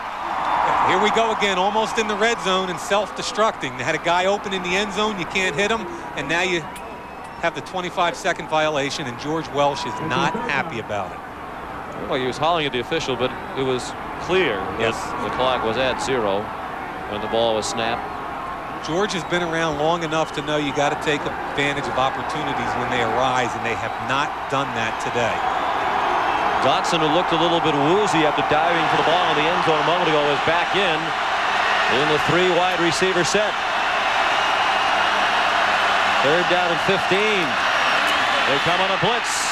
Brooks trying to run away from Simonis, throws on the run, incomplete. He threw it out of bounds, nearly crashing into the kicker's net. On the near sideline was Nate Williams, and it was Simonis who forced Brooks to throw just before he ran out of bounds. He's kind of a combination strong safety, outside linebacker, defensive end in this 8-man front. Won't play in the NFL, but boy, is he a solid college football player. Will Bryce to punt. Simonis told us yesterday his dream is to be the athletic director here at Virginia Tech. Wanted to be a Hokie when he was growing up, and now that he's been a Hokie, he wants to be the AD. High punt by Bryce. Scales makes the fair catch after 11. And wasn't Torrian Gray right there when he said it? And Gray said, well, let me be the defensive back coach when you're the AD, pal. Tomorrow on CBS, the upset-minded Miami Hurricanes. And how many times in recent years have we called them upset-minded? They blow into Syracuse, trying to steamroll the Big East title hopes of the Orangemen. It'll be that ferocious Miami defense against Donovan McNabb and company. Syracuse undefeated in the Big East Conference. That Big East showdown for the title tomorrow at 3:30 here on CBS. Some of you will see Georgia taking on Georgia Tech. And off to the fullback, Brian Edmonds. They try to get a little breathing room, and a good gain of 5 on first down as Edmonds carried from the 11 to the 16. Now, I happen to think Syracuse is playing about as well as anybody in the country right now. Maybe you throw out Florida, Florida State, Nebraska, a couple of those teams. But outside of that, I think Syracuse can play with anybody in the country. Well, they'd like to have the first 2 games of the season back. They played North Carolina to open the year when North Carolina already had a game under its belt. And we now know what a good team North Carolina is. Syracuse had 11 penalties in that opener, then had 6 turnovers in the second game at Minnesota and lost by 3 to the Gophers. Yeah, that's the game that killed them nationally. Up the middle, Oxendine on 2nd and 5. And he's down shy of the 20 and about 1.5 yards short of the first down. Tony Dingle and Dwayne Ashman took down Oxendine. There's Dingle, a sophomore from Fayetteville, North Carolina. Credits his mother for the fact that he's at such a great institution like the University of Virginia. He grew up in a very tough neighborhood. He said his mom kept him on the right path, and he has her name Rebecca tattooed on his arm. 3rd down, a short 2. At least that's explainable to your girlfriend. They just did get it off. Oxendine first down and much more. Tough run by Oxendine. He refused to go down and finally did at the 36-yard line. Joe Williams and Stephen Phelan combining on the stop. For the right side of the Tech offensive line, watch DiNapoli and T.J. Washington. They just take Todd White, number 91, push him 4 yards back. The good cut in the hole. Another big first down. And Shawn, what do we talk about in the first half? The offensive line being patient, don't get panicked, just stay in there and keep hitting people, and eventually you wear down a defense, and that's what's happening today. 1:20 remaining, 3rd quarter. Tech leads 20-9. Edmonds fumbled earlier. He's being very careful with 2 arms around the ball now. Anthony Poindexter made the tackle on Edmonds. Elsewhere in college football today, Nebraska in a battle with Colorado in Lincoln. Edmonds through a hole, first down out to midfield. Wayne Ashman bumped him out of bounds. Gain of 11 for Brian Edmonds. Well, they're just blowing people off the ball right now. Out of the shotgun, what's going to happen is they're going to take number 32, run him on a sweep. Watch 75, zone block outside. Watch what happens. Inside handoff. Good job with the zone block up front. Once they get the corner beat, number 9, Shannon Taylor, gets blocked. It's a first down. Virginia Tech 17th in the nation in rushing offense, coming in 229 yards per game as a team. And they're chewing up yardage on the ground now. Oxendine gets 5 more. Down to the 45-yard line. Dingle and Poindexter made the tackle. And with 20 on the board today, Tech has now scored 20 or more in a school record 17 straight games. Here's a look at the top 10. Florida and Florida State tomorrow. Arizona State idle until the Rose Bowl with Ohio State. Nebraska and Colorado head-to-head today. That's Ohio State waiting for the Rose Bowl. BYU will play Wyoming in the WAC final. Penn State done for the regular year. Tennessee's at Vanderbilt tomorrow. 7th play of the drive here. Fake handoff. They throw it to Stuewe in the flat. They've seen that play a few times, and this time they respond to it. And it's Joe Williams coming up from the secondary. Williams, a reserve defensive back all year. He's had a big day today. This is the exact same play and the exact same move that he made in the first half on the quick screen. Good job by Williams. That's the end of the third quarter, a quarter dominated by Virginia Tech. The Hokies 20 and Virginia 9 will return to Lane Stadium after this message and a word from your local station. CBS Sports coverage of college football is sponsored by Wrangler, Real, Comfortable, Jeans, Visa, it's everywhere you want to be, and by Pepsi AC Acid Controller. You can be heartburn-free with Pepsi AC. Virginia Tech trying to take control of this football game, leading by 11 and with the makings of an impressive drive which began at their own 11-yard line. This is the 8th play upcoming and a big one. 3rd down and 5 at the Virginia 45-yard line. The Cavs still playing without James Ferrier, their outstanding linebacker, injured moments ago. First play of the fourth quarter. Druckenmiller sidestepped the blitz, and then Oxendine had the ball go through his hands. He had a first down and beyond. Had he been able to hang on, it was Taylor who came and put pressure on Jim Druckenmiller, and it'll be a punt. That's a huge drop by Oxendine. Yeah, it really is a big drop there. Impressed by Druckenmiller. They talk about he's not a fast guy, but I like his feet in the pocket. He's able to find a lane to throw the football. We talked earlier about what a strong guy is, and don't be deceived by all that muscle. He's also a very bright guy. Fair catch made by Tiki Barber at the 19-yard line. 27-yard punt as Kibble tried to hang it up high. Yesterday the coaches were telling us about how Druckenmiller gets them in and out of all the protections. As a matter of fact, Jim says if I get sacked, usually it's my fault because that means I put us in the wrong protection at the line of scrimmage.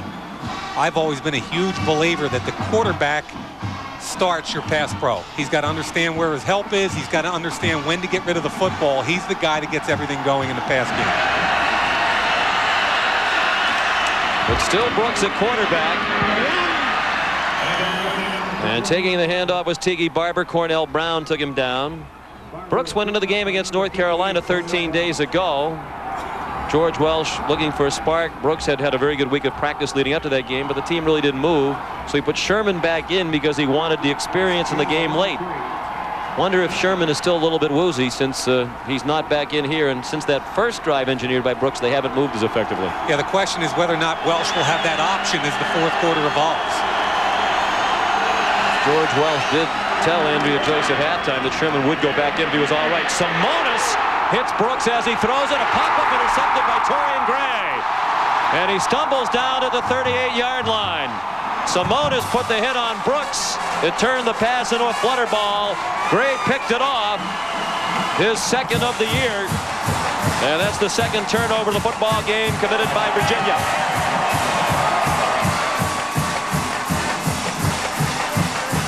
Big play again by Brandon Simonis from the right side. There's the hit. And let me tell you what, folks, Brian Owen was wide open down the field. That is a huge play by Simonis.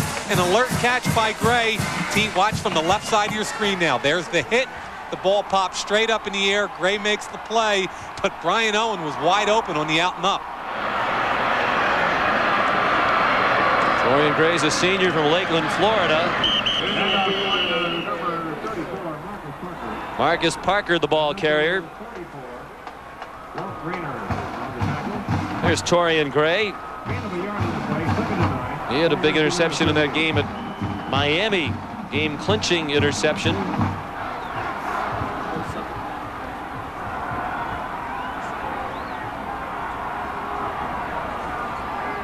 Keon Carpenter had returned an interception 100 yards for a touchdown, and then as Miami went down the field again, Gray fought off the last-ditch effort by the Canes. Druckenmiller pitched it to Parker. Parker's down at the 33. We check in with Andrea Joyce. All right, Shawn, I just spoke to Virginia team doctor, Dr. Frank McHugh, and he confirmed what you suspected. Sherman is still a little fuzzy, not feeling well, and they said that he is not going to be in for the rest of this game. Back to you guys.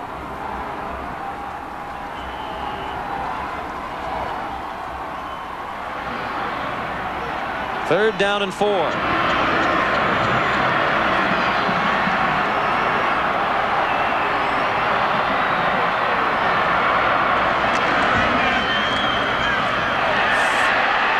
Parker close to a first down. Needed to get to the 28-yard line, just shy of it, and that's just about where he is. Shannon Taylor made the tackle. And that was all second effort there by Parker. Tackled around the line of scrimmage. Close enough to measure.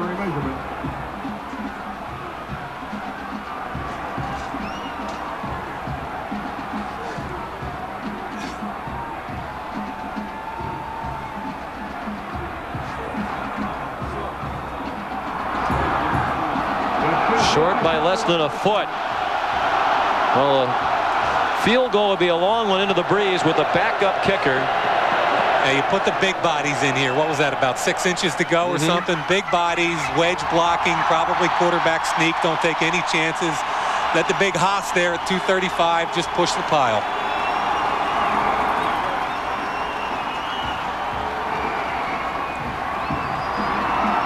They're 1 for 1 on fourth down today. And of course, that was the mad dash by the punter, Kibble, back in the first half after he couldn't come up with a snap.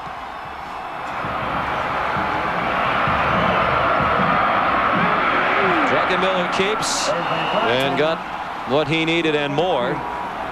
There is a flag down to the line of scrimmage. Yeah, somebody jumped here. Well, even if he had been stopped, the penalty would have given Virginia Tech a first down, and they'll take the penalty, the additional yardage. Defense, 5-yard penalty, previous spot, first down. Here we are in the red zone again. Remember, earlier in the game, Virginia Tech was 3 for 3, all touchdowns, while Virginia was only 3 for 3 with field goals. That has been the difference. Here's an opportunity for Beamer and staff to put it away right here. With 12:25 and the clock running remaining in the fourth quarter, Virginia Tech leads 20-9, and they have it first down and 10 at the 24-yard line of Virginia. You know, where's Brian Jennings been? Oh. Druckenmiller was changing the play while Virginia was showing blitz, and they just rammed the center, Billy Conatee. It was Todd White who hammered him. Prior to the snap, offsides by contact against the defense, 5-yard penalty, first down. It looked like Conatee just kind of raised up slightly, which was not a penalty, and then White really jumps him. Watch Conatee, the center. See if he just slightly moves once the hands leave. You see how he moves right there? And now there's the reaction. Well, Todd White thought, because of that movement by Conatee, the flag would be on Virginia Tech. It was not. Conatee's taken a lot of pops in his career, 47 consecutive starts, including today's. He's tied now with Chris Malone, a former offensive guard, for the school record. Started every game of his career here. Of course, he'll have the bowl game remaining. Marcus Parker carried. I had a little chat with Conatee yesterday after we left the practice field. Asked him what a kid from Pennsauken, New Jersey thinks of this rivalry. He said, you know, when I was a freshman, I didn't care. You know, who cares about Virginia Tech when you're from Jersey? He said, now it's the most important game on the schedule as far as I'm concerned. Well, hopefully people with ratings diaries in New Jersey care about this rivalry. 4 straight runs for Parker. Now they hand it off to Scales. A little razzle-dazzle. He has blockers. He has a touchdown.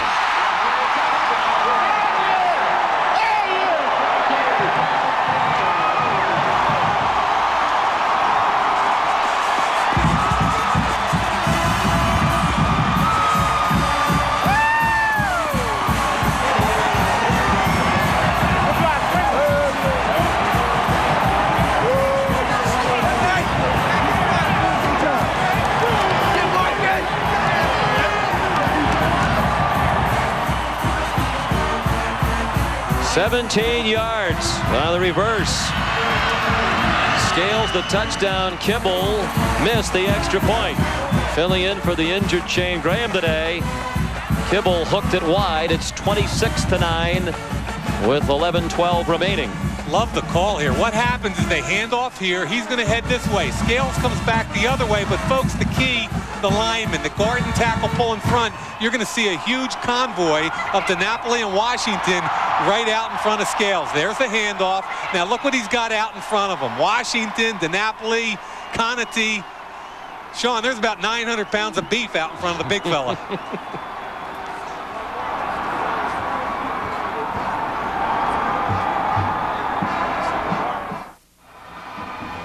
Well, the 17-yard reverse and touchdown to Scales starts right here with the handoff to Parker. The second handoff. Now look at out front. Conate, DiNapoli, Washington. How'd you like to be Rondé Barber? You're about 190 pounds. There is 900 pounds of grade A prime beef. No way, fellas. Touchdown. And 19 unanswered points now by Virginia Tech. They trailed 9-7 at the half. They now lead 26-9. The drive 39 yards after the interception by Gray. And Tech has scored a touchdown in 3 of its 4 second-half possessions. Thomas Jones and Antoine Harris waiting for the kickoff from Kibble. Not often you see a game in which all of the punters and place kickers are left-footed, but that's the case here today. Harris, flag down. Harris down to the 27-yard line.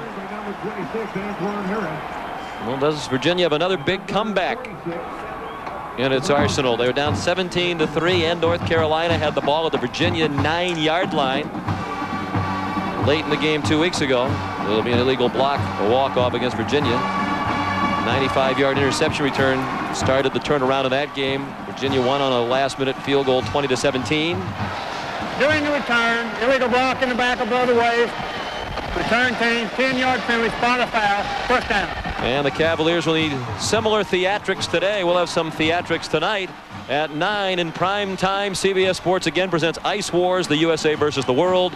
Team USA trying to defend its title, led by Brian Boitano, Jill Trenery, and Scott Hamilton. The world team has Katarina Witt, Victor Petrenko, Kurt Browning, and many more. Brooks throws on the run and is caught.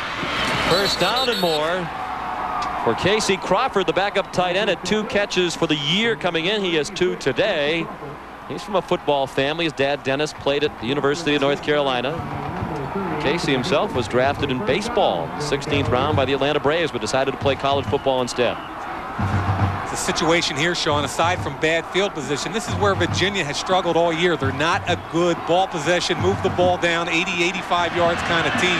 They can't get vertically down the field with their pass game. They're trying to do it with the backup quarterback who had completed just 41% of his passes coming in. Brooks on the money. Man open in the secondary is Brian Owen, and he took a big bang from Newsom. Yeah, I like the that. ground. Like that play. They ran the post cut and Owen underneath on the dig. But Shawn, you know, you fumble, you miss a field goal, punt and an interception, so you've got 2 turnovers. You know, that's kind of inept right there.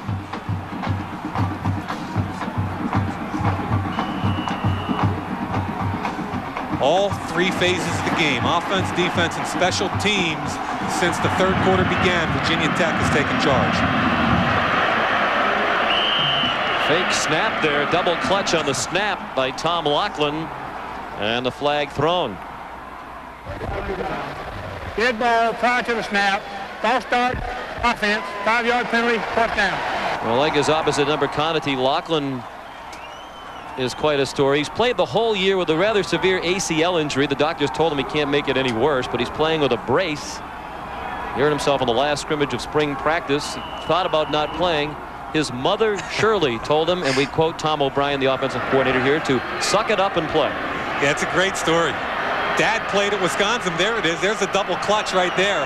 Dad was the player, but Mom said, hey, suck it up, will you? That might be a live football as it went through the hands of Dotson. He tried to fall on it. And it's recovered by Edmond. No indication yet. The officials confer. I think they're going to say the ball went out of bounds and will belong to Virginia. There's been no signal for incomplete pass. We are going to call that a lateral, wow. And the ball went out of bounds. Shawn, you called that exactly right. Ball is on the 42-yard line. Let's use that as our reference point. Drops back. Now, where does it hit? About the 43. That's a good call. I didn't actually, where the ball was thrown was the 44, so I'm not real sure about that. George Welsh didn't like the call. It was a worse option. It could have been a recovery by Virginia Tech. Brooks going deep. Single coverage out there, and it is broken up. Nice play by Anthony Midget. Brian Owen, the intended receiver. Midget's a true freshman. But I guess at this time of the year, as they say, the old cliche, you're no longer a freshman, and certainly Midget has played like a veteran today. See him, good coverage.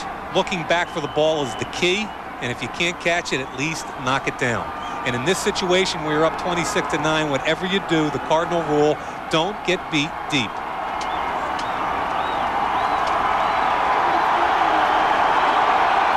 Third down and 25. Under 10 minutes remaining now. 9:54 left. Virginia Tech leads 26-9. Brooks. Look out. Throws just as he got drilled, and the pass is incomplete.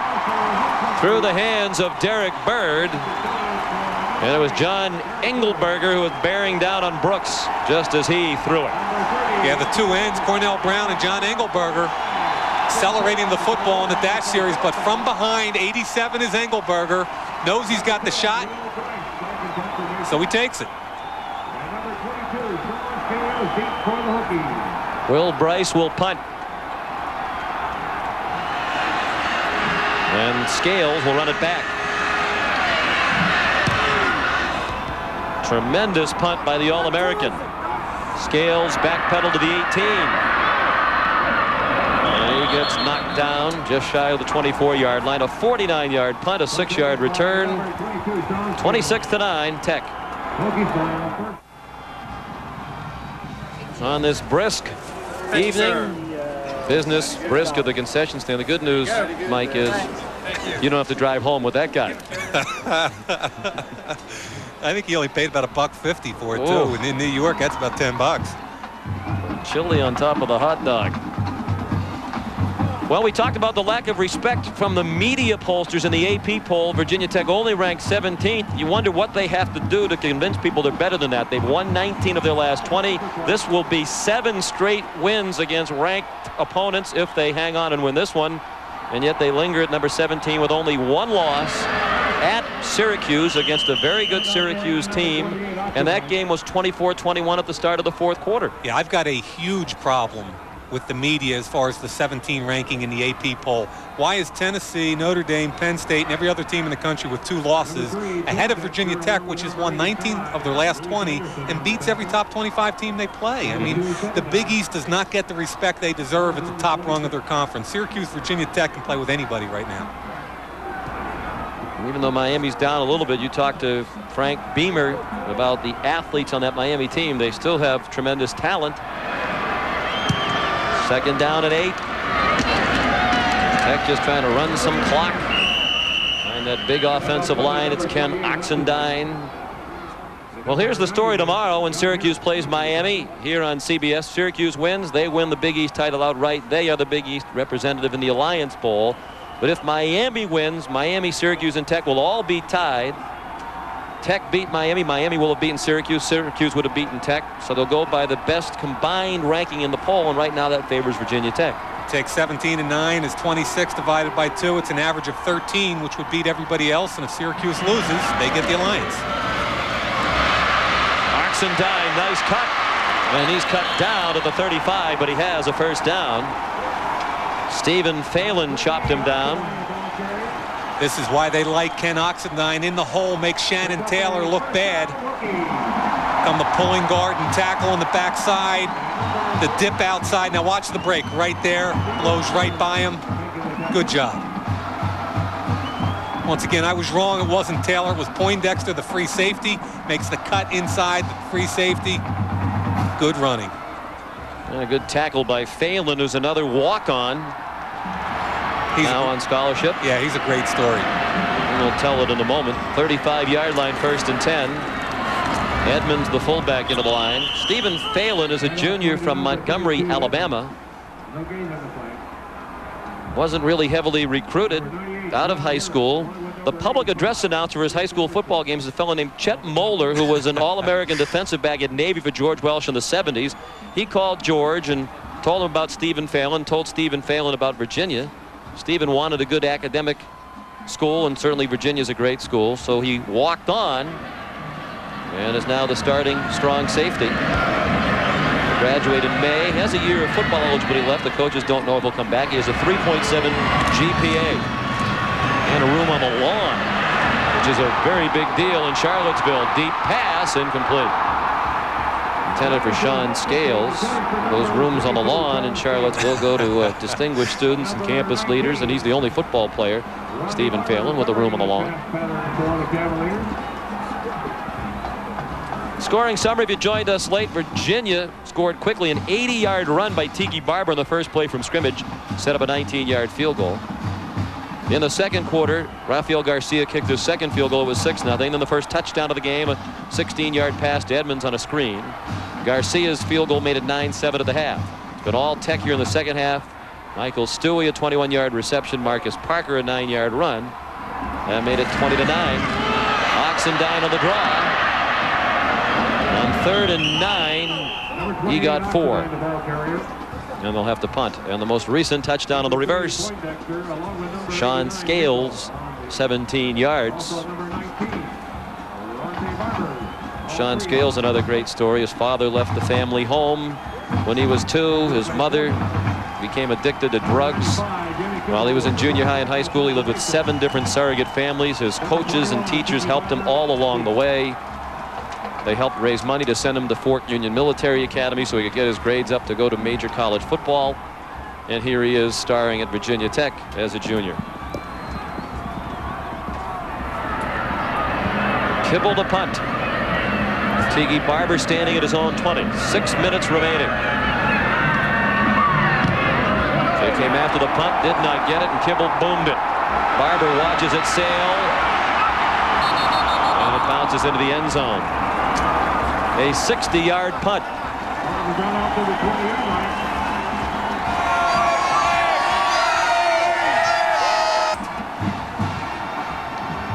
Thank you very much, gentlemen, and welcome back to Blacksburg, everybody. Well, we talked about that big offensive line for Virginia Tech, and it really has taken over the game in the second half. You know, we set the table in the first quarter. We said they don't really care if they score quickly. They want to wear you down with that big offensive line, run the football, and take shots with Druckenmiller. Exactly what happened.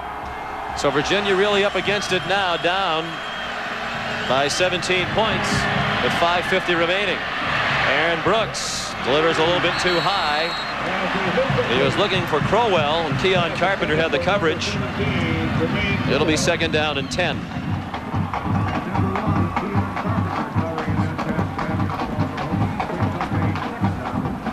Virginia started the year 4-0. That was a surprise to some, given that they had a lot of question marks. They had a new quarterback. They had to replace Mike Groh, who was a great college quarterback, in the words of Tom O'Brien. They also had 2 offensive linemen who went to the NFL, a tight end who went to the NFL, wide receiver who went to the NFL, and Patrick Jeffers. So it was a totally new offense. Hey, Sean, where do the Grohs live? Grohs live not far from my family in beautiful Hingham, Massachusetts.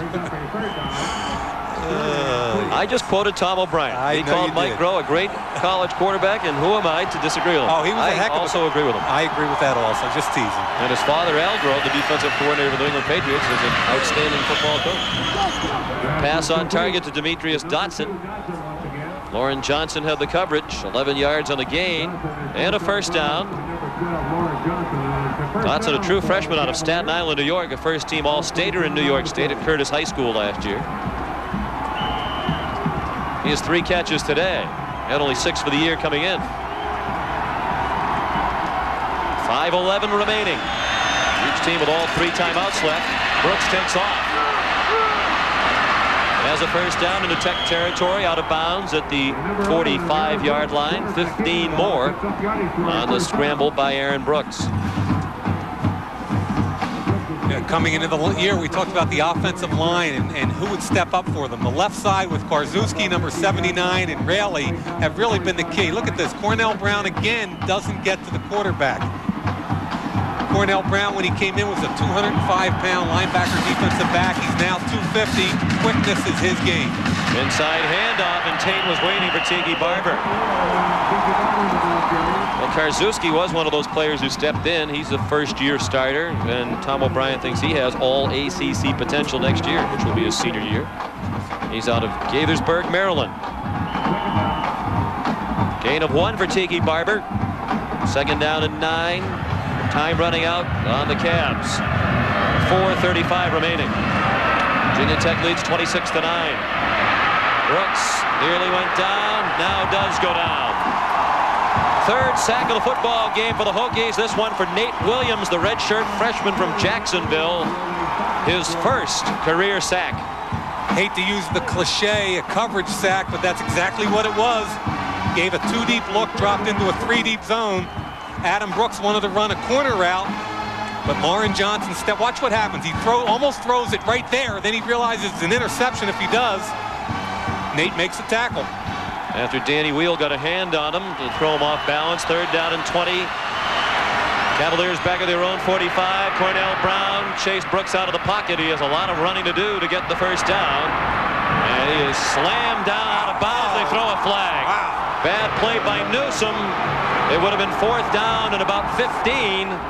But Newsome slammed down Brooks out of bounds and got called for the 15-yard penalty. See, I have a question on this. The tackle clearly starts way inside the out-of-bounds line, and all he's doing is finishing the tackle. Now, I'd like to see this again and see what happens.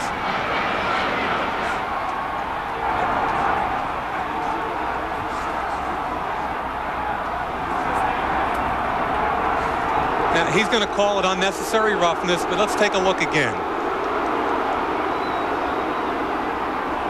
Here's Newsome.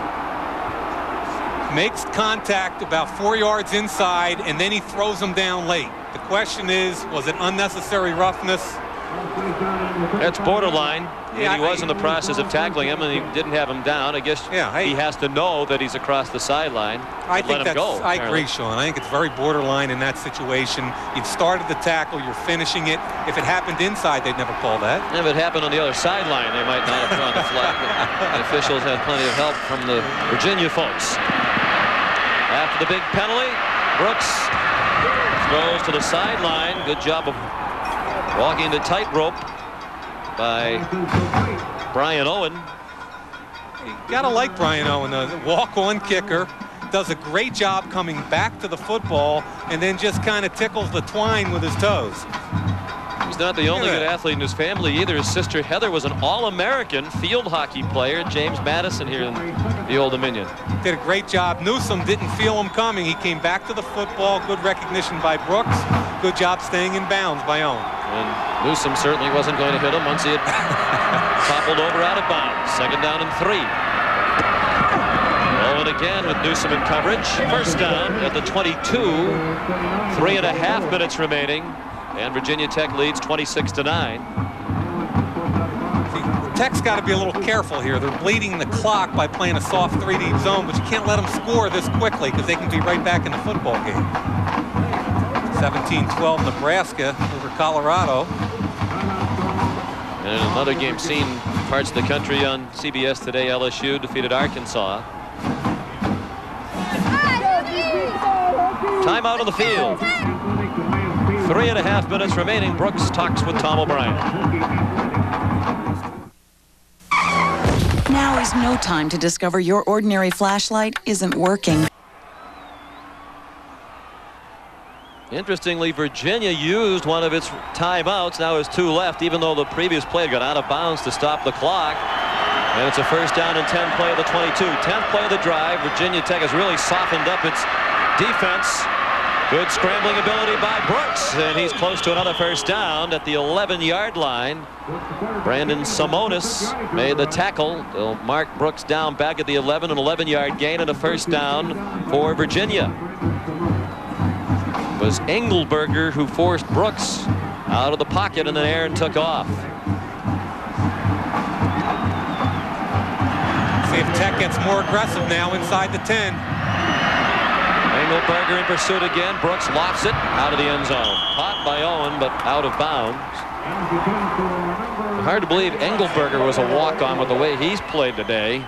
He was offered some scholarships to Division I AA schools, but wanted to play 1A football. Was 210 pounds when he came here. Now as a redshirt freshman, he's 245 and still growing.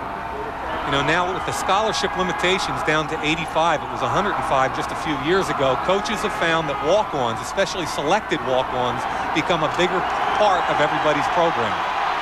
Engelberger has 7 tackles today. 2nd and 10. They could get another 1st down around the 1 without scoring a touchdown. Brown, a bull rush. And he had Brooks for a moment. Brooks throws toward the end zone. Incomplete, flag down. That'll be offensive pass interference. Jermaine Crowell really pushed off on the defensive back at the goal line, and 2 officials saw it. Crowell, 6'4", has won several jump balls this year. But that time, I think he's just going to throw Lauren Johnson right out of the way at the last minute. Good call, Shawn. Well, we're, 50 yards up the field and about 9 miles above the stadium. And if we could see it, everybody else in the stadium certainly did. Or most everyone. Remember, Crowell, 6'4", 201. There's the push in the back right there. No question about it. Keon Carpenter tapped the ref. Interference. Gets the offense. 15-yard penalty, previous spot. Repeat second down. Did you see that, Shawn, at the end of the play? Keon came over, smacked the ref on the butt, said, good call, big guy. Maybe the easiest call the officials have had today. So the walk-off moves the ball to the 26. Under 3 minutes left. 2:56 remaining. Virginia Tech leads 26-9. Second down. Crowell dropped it. Had it in his hands at the 4. But Keon Carpenter says no. Red zone inefficiencies has been the difference in the game today. Virginia has not taken advantage. Tech has. Here's the seam route right up the chute. Crowell again. Carpenter coming in late. That ball should have been caught by Crowell. Safety's late there. See it again. Safety comes a little bit late. The ball's right in his hands. Catch the football. Don't look at the free safety. Don't feel the free safety. Catch the football. Dropped by Crowell. He idolizes Herman Moore, former great here at Virginia, now in the NFL with the Lions. Third down and 25. They go to the end zone again, and it's overthrown. He was looking for the tight end, Walt Derry, and it was a bit too long. Derry's uncle, Terry Strock, is an assistant coach at Virginia Tech. Divided family loyalties. Yeah, he had Derry on the linebacker, Newsom. The matchup he was looking for, but the safety came over the top to help out. Pearson Prelo had the coverage. And down by 17. 4th down and 25 to the 26. Another heave toward the end zone, apparently, for the University of Virginia.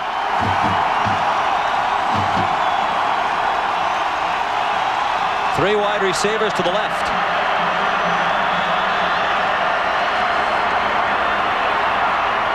Brooks lofts it to the end zone. Too long for Owen. Torrian Gray had excellent coverage.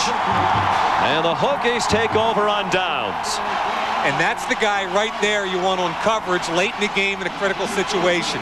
A senior, he's been there, a 3-year starter, not fooled by the flow one way, throw back the other way. Good, strong football player. And he's adjusted well to a position change this year, moved to free safety after 2 years at Rover.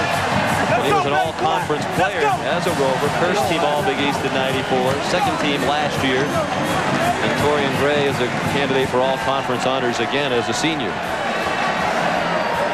Not everybody can make that move either. Not everybody can go from strong safety to free safety, but Torrian Gray did it this year, and he did it with aplomb. Aplomb. Last week we had bereft. This week, aplomb. I'm so impressed. Marcus Parker the carry. I'm done. And we'll be impressed tonight as we welcome you home to a CBS Holiday Classic for the whole family. What's the Christmas holiday season without Rudolph the Red-Nosed Reindeer? And yes, we start talking about Christmas one day after Thanksgiving. Then at 9, it's Ice Wars, the USA versus the world. Don't miss it. Great lineup on CBS tonight. No matter how many times you see Rudolph the Red-Nosed Reindeer, too, it's still great. It's one of those you could see over and over again and always enjoy it. You gotta like Rudy. You just gotta like the big fella. Definitely a guy who got it done in the clutch. Second down and 5. You know what? Our producer, Bob Monsbach, just told me that Rudy is the reindeer, not the guy in the movie about the Notre Dame football. Or were you confused, or was he? Second down and 5. Parker and Edmonds the eye. And Parker is close to a first down across the 36-yard line. Anthony Poindexter made the tackle. Coordinating producer of college football on CBS is Craig Silver. Today's game produced by Bob Monsbach and directed by Mike Arnold. The associate director of today's game, Andy Goldberg. The coordinating producer of College Football Today is Eric Mann. College Football Today, produced by Vin DeVito and directed by Kathy Barretto. And the executive producer of CBS Sports is Rick Gentile.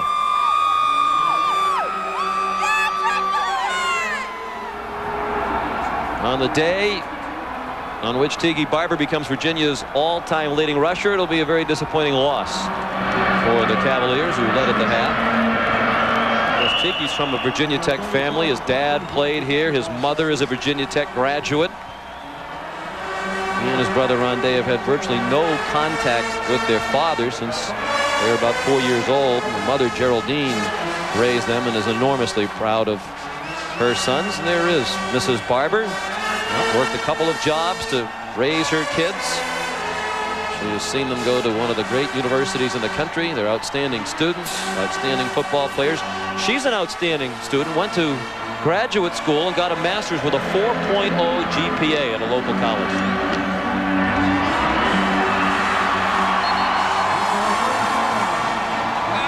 Parker again, bullying his way into Cavalier territory.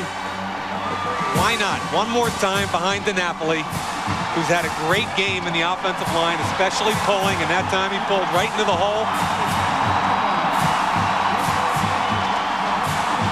So finally the home team will win one in this rivalry. And Virginia Tech has won 20 of its last 21 games. Why shouldn't they be considered as an at-large alliance team at 10-1? 20 out of 21, even if they don't win the Big East, should Syracuse win tomorrow. I'm with you, Shawn. I think they should at least be considered, but with Notre Dame, Penn State, and some of those kind of teams involved, you won't see it happen. Sooner or later, Frank Beamer and his team will get the respect they deserve. They've taken another step in that direction with yet another victory over a ranked team.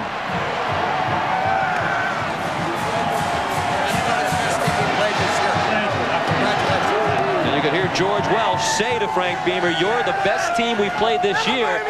Bear in mind, they played Florida State. Now for Andrea Joyce and Mike Mayock, Sean McDonough saying so long from Lane Stadium. Final score, Tech 26, Virginia 9. This has been a presentation of CBS Sports.